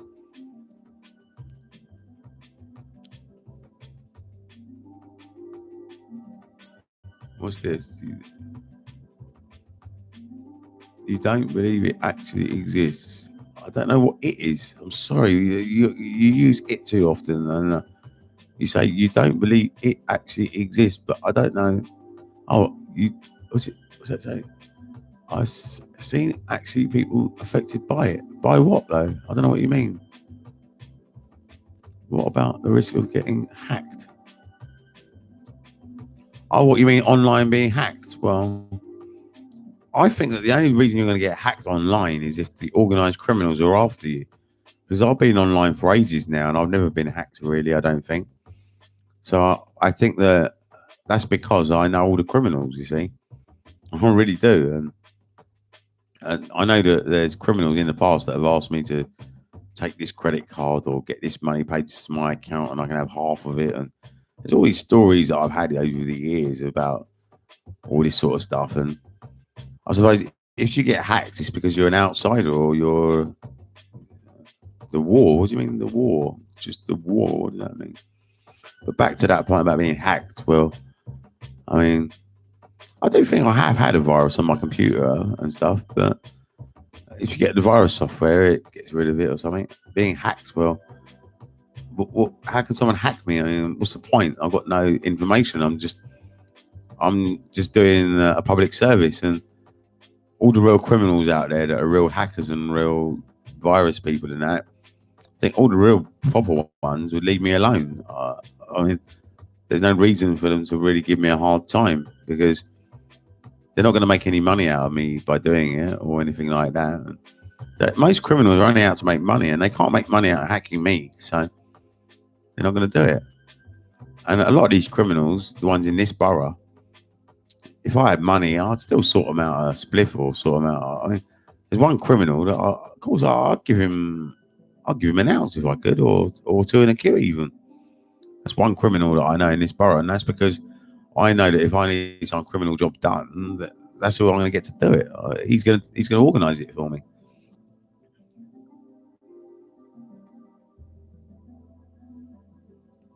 He's a proper real gangster. Who's a proper real gangster? That guy is. I'm not a gangster at all. I'm not. I stand alone, but that guy is a gangster, and there are gangsters, and you know, one of his guys got stabbed in the arse 14 times. I met him, and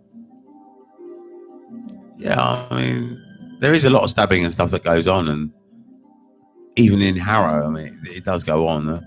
I don't notice it from up here, and I don't really hear much about it at the moment, but I don't think Priti Patel is really going to conquer it, really. I don't think she's the right person for the job.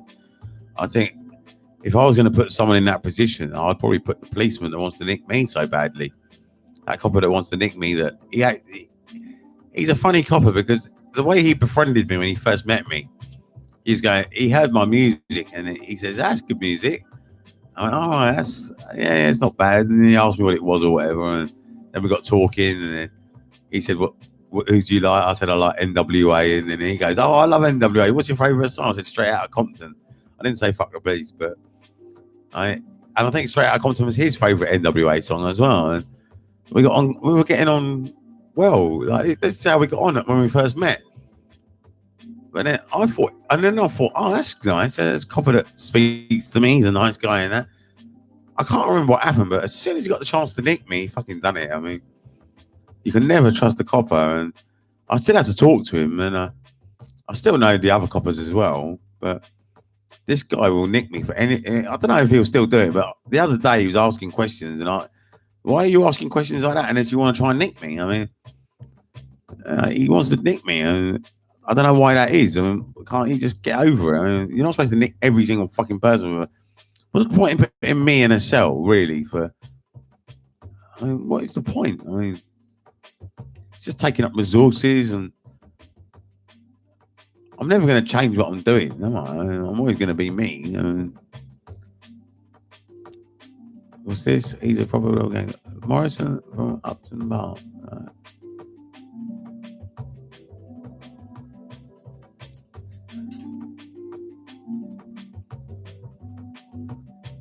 We go downstairs, yeah?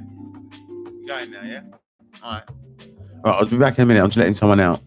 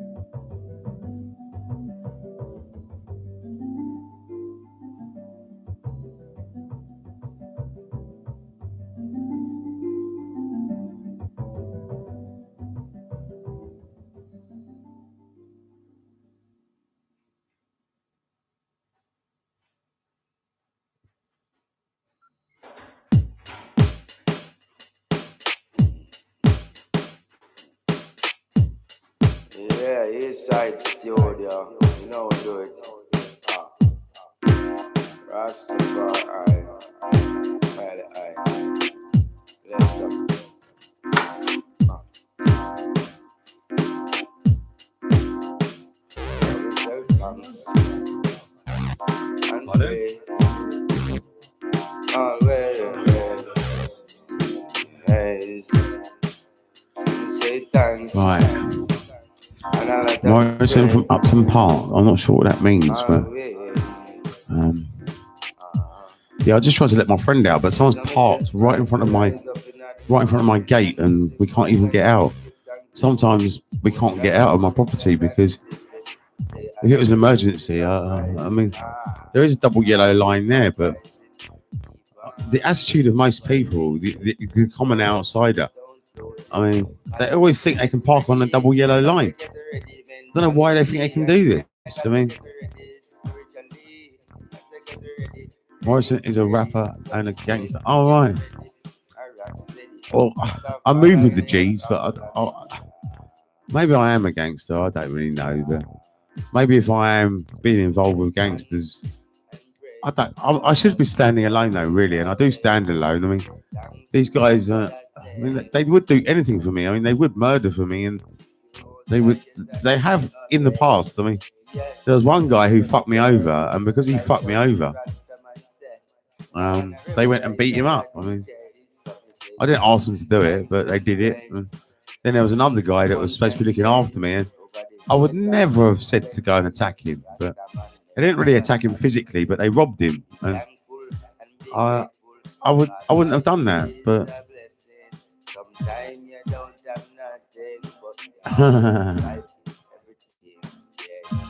just think that we are there.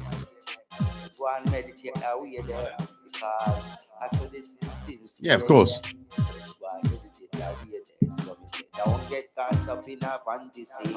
Don't walk up in no vanity. Don't get caught up over here because them need luxury. Rastafari is my luxury. He give everything unto me. Everything is possible in my mentality. Rastafari is like me. So me say, there is a one I need. And I say one, me say I roll the thunder. This is I master, yeah, my creator, is my savior. So me say thanks and pray, most I always. Yes, months and weeks and days, over the years and through the decades. Thanks and praise, and be grateful always. Here we turn a new page. We have been moving I mean, we are all connected. No man is an island, really. Even if you try and stand alone, I do stand alone, but these guys protect me, and you know they love me. And if you're loved, you're protected. I suppose Gareth Thomas is protected. I don't know, because some people didn't really like him very much last night on here. They were a bit negative to him, so maybe he has got some problems. But I would like to break the bridges down, and maybe that's what we did last night. Slightly, we broke the bridges down a bit, like the opposing, like the young and old, and rich and poor, and all the opposites. I'd like to bring them a bit closer together and get us into unity, where we all get on and we have peace, and we can all get on. We can.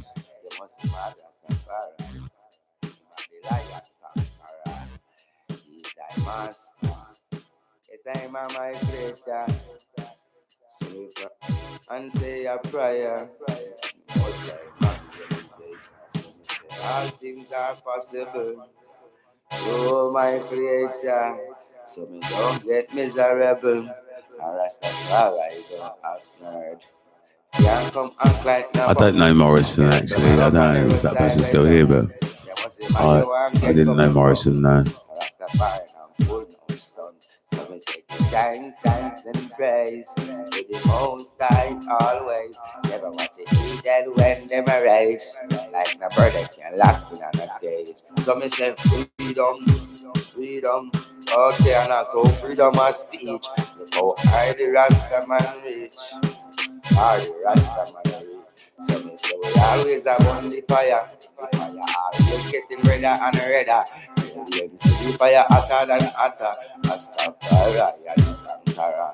So me say give thanks and praise I mean, one thing about what I read about Gareth Thomas is, I mean, I think his job is secure anyway.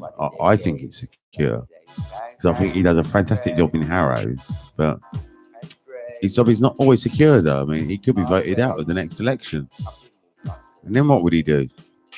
So, I mean, maybe he'd be looking for a job then. And if he's looking for a job, well, he really does know someone that can get him a job. But all I'm saying is that sometimes we're up and sometimes we're down. And some people look at these politicians and think that they're on a pedestal or something, but they can lose their job at the next election. I mean, they can lose that income, and that income's not a lot. It's only about £60,000 or £70,000 a year. That's not a lot of money. I mean, I want to earn more than that. If I earn what I want to earn, I'd earn more than an MP. I mean, they don't earn much money. I mean, I need to earn £2,000 a week, and it's £104,000 a year. I'm closer to the Prime Minister than an MP. You know. I don't know what the Prime Minister gets, but I think the Prime Minister gets about 120 or 140 or something like that. For me to get off benefits, I would need £2,000 a month because I'd have to pay my taxes and my national insurance. And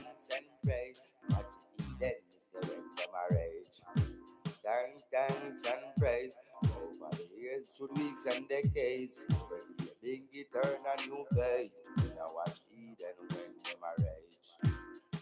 Thanks and praise, thankful and grateful, because the Most High is so merciful. So we say thanks and grateful, the Most High is so merciful, and them full. Most High is so merciful, bless highly high.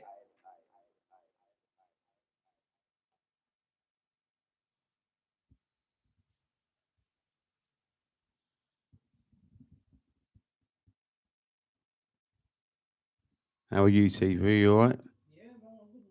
All right. The mic, I think, is on that cushion. If you ever want to get on the mic, this cushion here. This, yeah.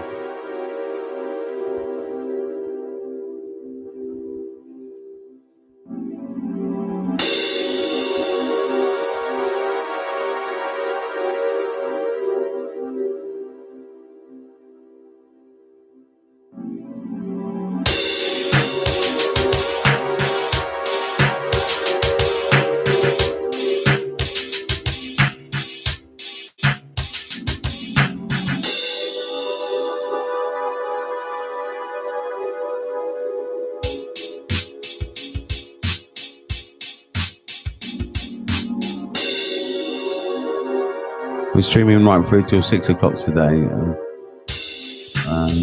At 6 o'clock, we'll come on with a new stream called Pathfinder.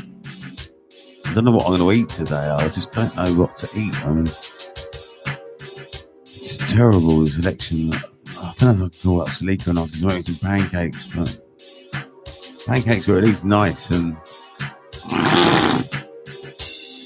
they fill you up. And I haven't really got enough to give her a little thing to smoke. I mean, if I give her something to smoke, she might do it, but without that, she won't do it. I mean, I think that's wrong. I think that's the wrong attitude. I think you should actually do it for nothing. I mean, why not? I mean, so she doesn't really owe me anything, but I would cook for someone for nothing if I could do it. I mean, I used to do it. I used to cook for her. I mean,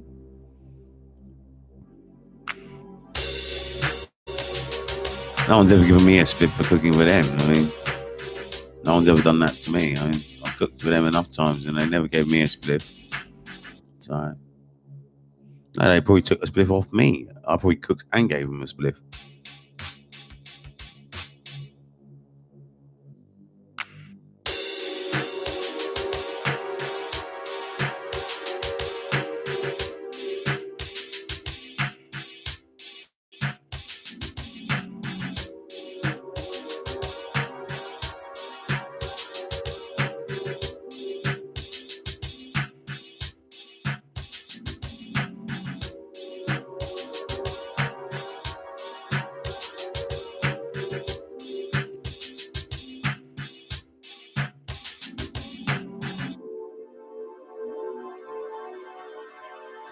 Business is a bit quiet today.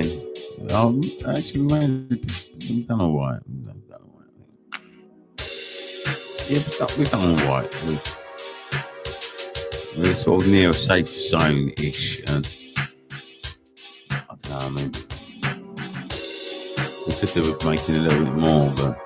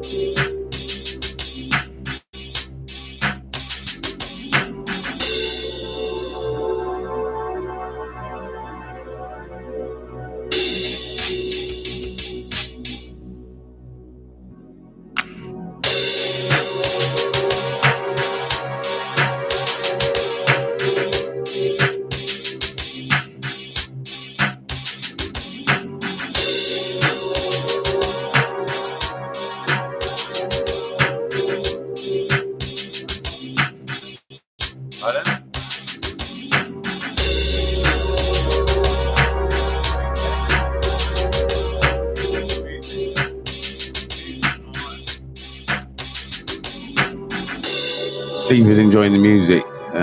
So a big shout goes out to Seaver. He's in the studio. That's the studio. We'll call it the studio. The whole thing's a studio. The whole place is a studio.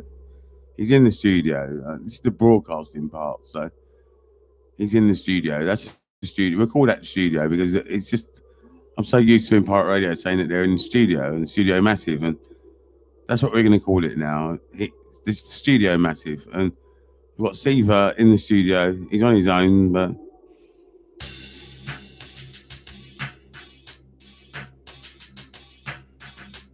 big up to Studio Massive.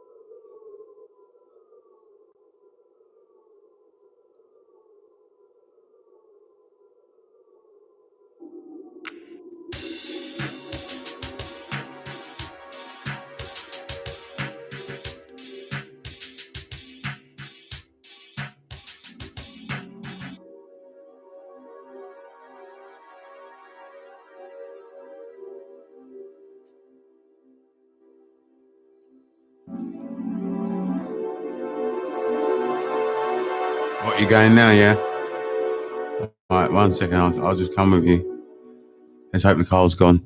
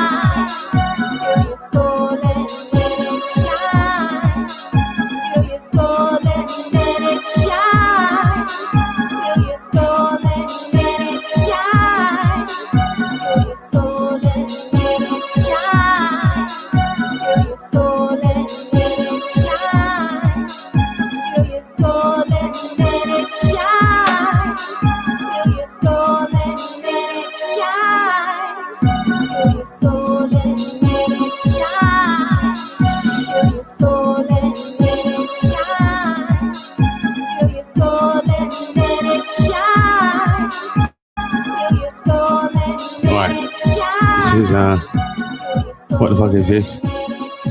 It's the crack den. What the fuck is this? Well, it's just music basically.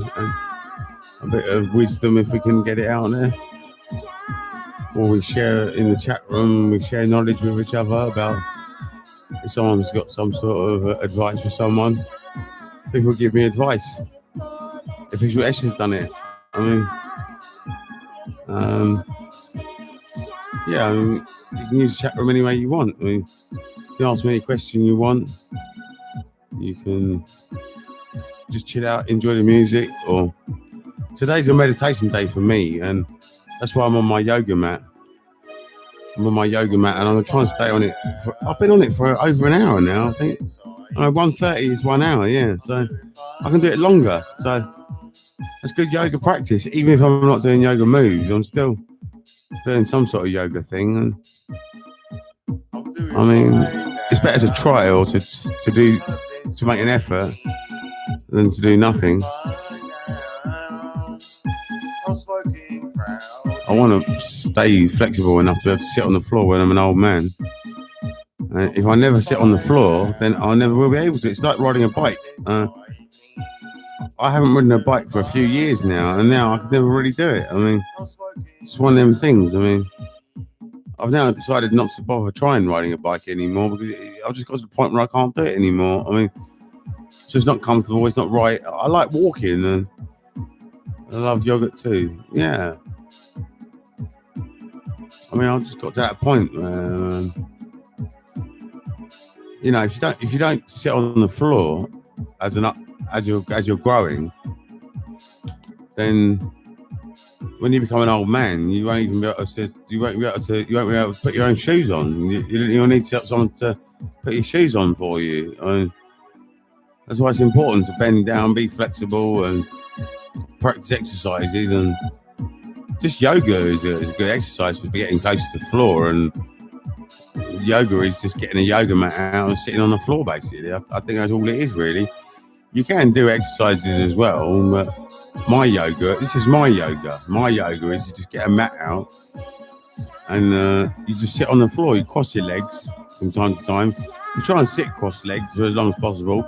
If you can't do it and you're like me and you can't stay cross-legged, then you just move around and head back to being cross-legged again, and you get better and better the more you do it. And it is a practice, and it is a form of yoga what I'm doing. I mean,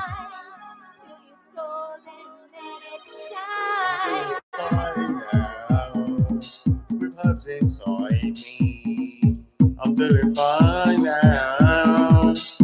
I'm smoking proudly. I'm doing fine now. With herbs inside me, I'm doing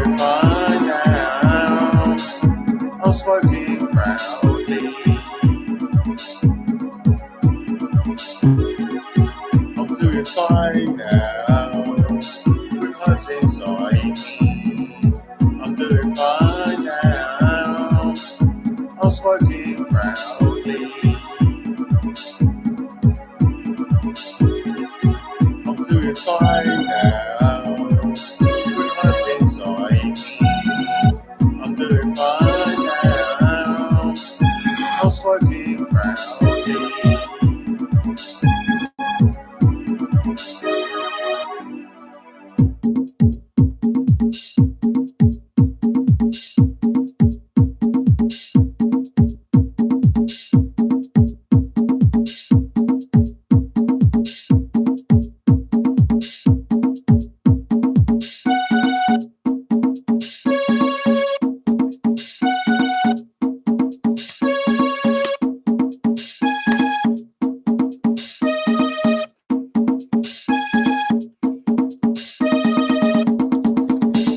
Feel your soul and let it shine. Feel your soul and let it shine. Feel your soul and let it shine. Feel your soul and let it shine. Feel your soul and let it shine. Feel your soul and let it shine.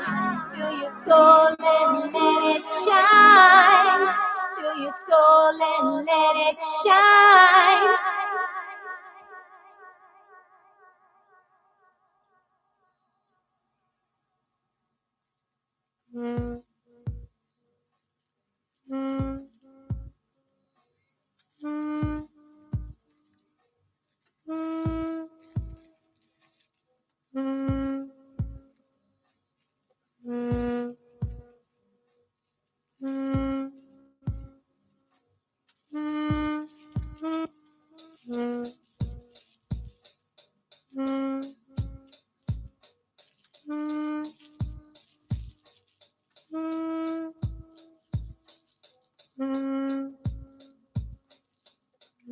Let's see this. Okay.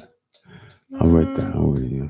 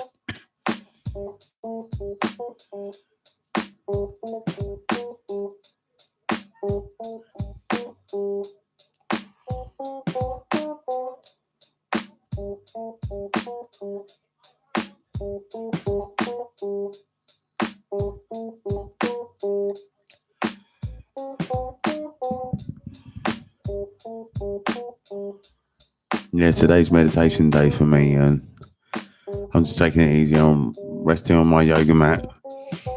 I sit cross-legged. I'm not really going out for any walking exercise today, so what I'm doing is I'm doing yoga mat exercise, and I'll set it up how my last yoga teacher. Well, I only had one yoga teacher, and that was my last yoga teacher. She told me to sit on my arse on a bit of a mat, on a cushion, because my posture's not right, and I've got a bad posture. I probably always have. I think it's because my parents spoilt me slightly, and the way they spoilt me was that they'd always say sit in a chair, and I never sat on the floor as a kid. I never really sat on the floor. I always sat in a comfy chair, and because I always had the best chair really in the whole house, and they treated me not like a god, but they treated me like and I don't know. I mean, I was just saying that I always sat in a comfy chair. It was a good chair, and that wasn't good for me. I mean, really, I should have been on the floor, being cross-legged. I never really sat cross-legged, probably from a very young age. From a very young age, I never did. I never stood the whole time. They always made me sit down, and we never went out much. That's why I shuffle from side to side. And I can understand why I've got these conditions that I've got, why I can't sit cross-legged or stand up properly. I mean, I can actually do quite a lot of exercise and move around on my feet quite a lot, but when it comes to standing still, I can't really do it. I shuffle from side to side, and that's because I never stood properly as a child. I mean, they always said, sit down, stop moving around, stop moving, sit down. So I was sitting down in a chair all the time, and well, that's why I've got problems now, and that's why I'll try and improve myself now. I can actually cross my legs more now than what, I mean, if you don't do it at all, you'll never do it. I mean, my legs cross better now than what they did a few years ago. From doing yoga, they really did improve. I mean, all you have to do is just every now and again just cross your legs. When you've had enough of being cross-legged, then sit in another position. But you've got to try and sit cross-legged for as long as possible, and that's the whole point of yoga. Maybe I've had enough of this now, and maybe I should stop doing it. I've been doing it now. I think actually I'm going to stop doing it now because my legs are starting to feel a bit funny, and I'll go back to it again tomorrow.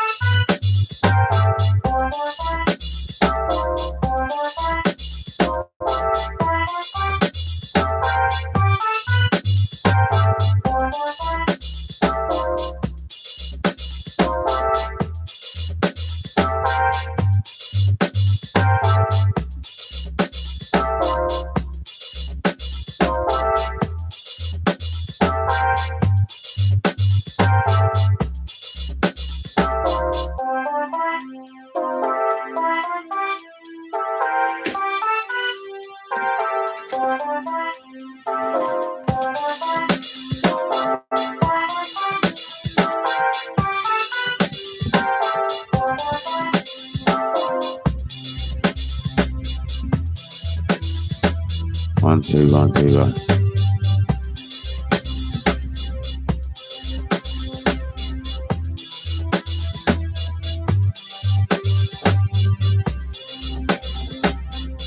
Right, 1, 2, 1.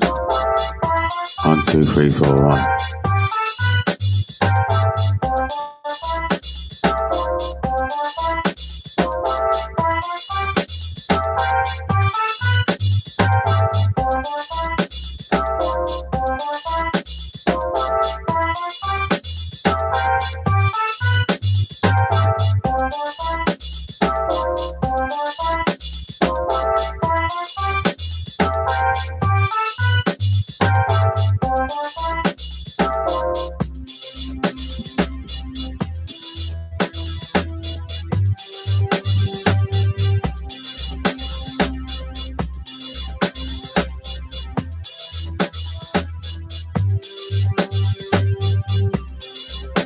Well, I'm really enjoying my my Saturday afternoon. I haven't been out for a walk, and I didn't get out there this morning, and I don't want to avoid business. And it is a meditation day. I've done some yoga. Yoga still exercises muscles, and All right, it's not respiratory exercise, but it's still an type of exercise. And what they say in the leaflet that you get in GP surgery. Now, some leaflets you get from the GP are very good, and there's this one leaflet about health and well-being, and it says in there that you should do a minimum of, I think it's 2.5 hours exercise a week. That's including yoga. It's including it. So that was my exercise. That was yoga. Did an hour of it. And that's what I'll do on the weekend then, I suppose. I'll do it every day. I'll do an hour of yoga every day. And I recommend that we all do it. I just think that what I do is the way that we should be living our lives. I mean, there was a name that I used to have in the old days that, well, maybe I can put the video up and show you. I don't know if I can get it from that computer onto this computer and then upload it, but I mean, there was a name that I used to go under, which meant model of excellence. It meant model of excellence, and that's what I try to be. I mean, I do try to be excellent, and that's what it's about, really. It's about trying to be excellent.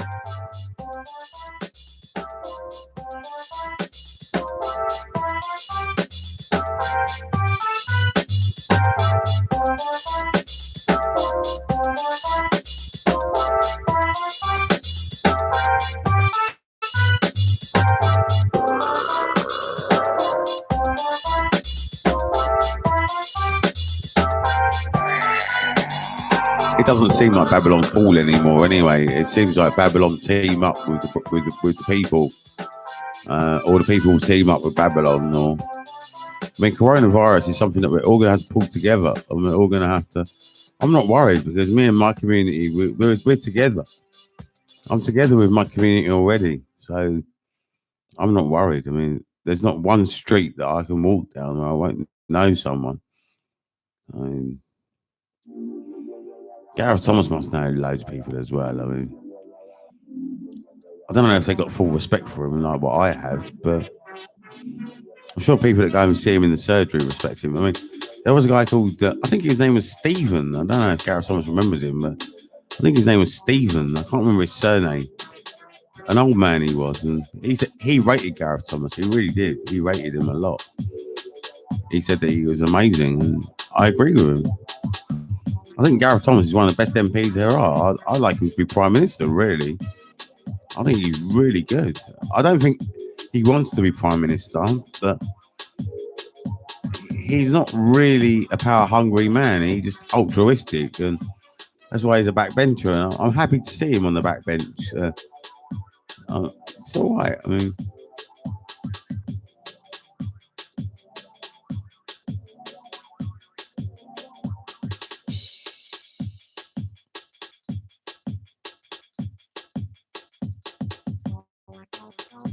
even from the backbench, you can still take a leading role in government. I mean, if you get a letter sent to you from a constituent or something, and you can present that to the Prime Minister, or if it's relevant for them, it's probably not though. He'll be one of his ministers, and that's how it happened. Once I wrote to Gareth Thomas, and then he wrote on my behalf to the Education Secretary, that was Nicky Morgan at the time. And then I don't know if they had a vote or what they did, but they changed the law, and then I wrote back to them again, and I'm not going to tell you what it was, but I wrote back to them again. And I asked them to tweak it, and then they tweaked it for me. And because I showed it to Rastafari, I showed it to him, and he said that this bit is not really quite right, and we need to do this. So Rastafari is actually very knowledgeable and very accurate, and now we've got the perfect law because of Rastafari, and that's the Rastafarian in Norfolk. He doesn't even realise, I don't think, that he's changed the law in this country. I mean, he helped me do that. I showed him what I'd done already, and then he said, well, this bit's not quite right, we need to do this. So I wrote back to him, and then they agreed, and when they agreed with me, then I realised, I don't know how old I was at the time, but let's think, it was 2015 and it's 2020 now, and I'm 44. I was 39 years old, so At 39 years old, you're a bit more mature, you're a bit more settled in. You're almost 40 years old, and I just felt that they listened to me, and I had been writing to them for years since I was a teenager. I've always been writing to. No, it was no since Tony Blair. I think the first letter I wrote was the one to Tony Blair, but I don't know if he received it or not. He never wrote back to me anyway, and then I wanted to blow him up. So I went into hospital and I told the hospital that I wanted to kill Tony Blair, and then they sectioned me because they told me that if ever I wanted to kill someone, then I had to go to hospital. So I went to hospital and told them I wanted to kill Tony Blair, and then they sectioned me. Can you fucking believe it? I would never have told them if I knew they were going to section me. I don't know. Every other time I've tried it ever since, I want to kill someone. They don't hospitalize me anymore. Now they just give me a what's that tablet called? Lorazepam. They just give me lorazepam and send me home now. Crazy, isn't it?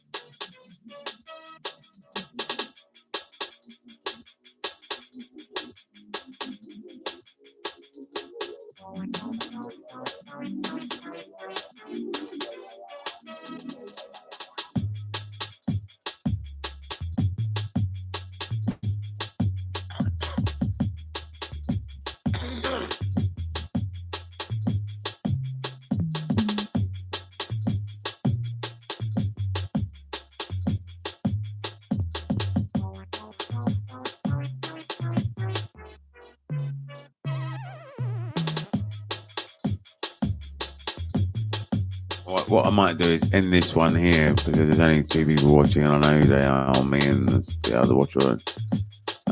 What I'll do, I'll start a new stream because if I make shorter streams, then people can watch it back maybe or something. And I will end this here.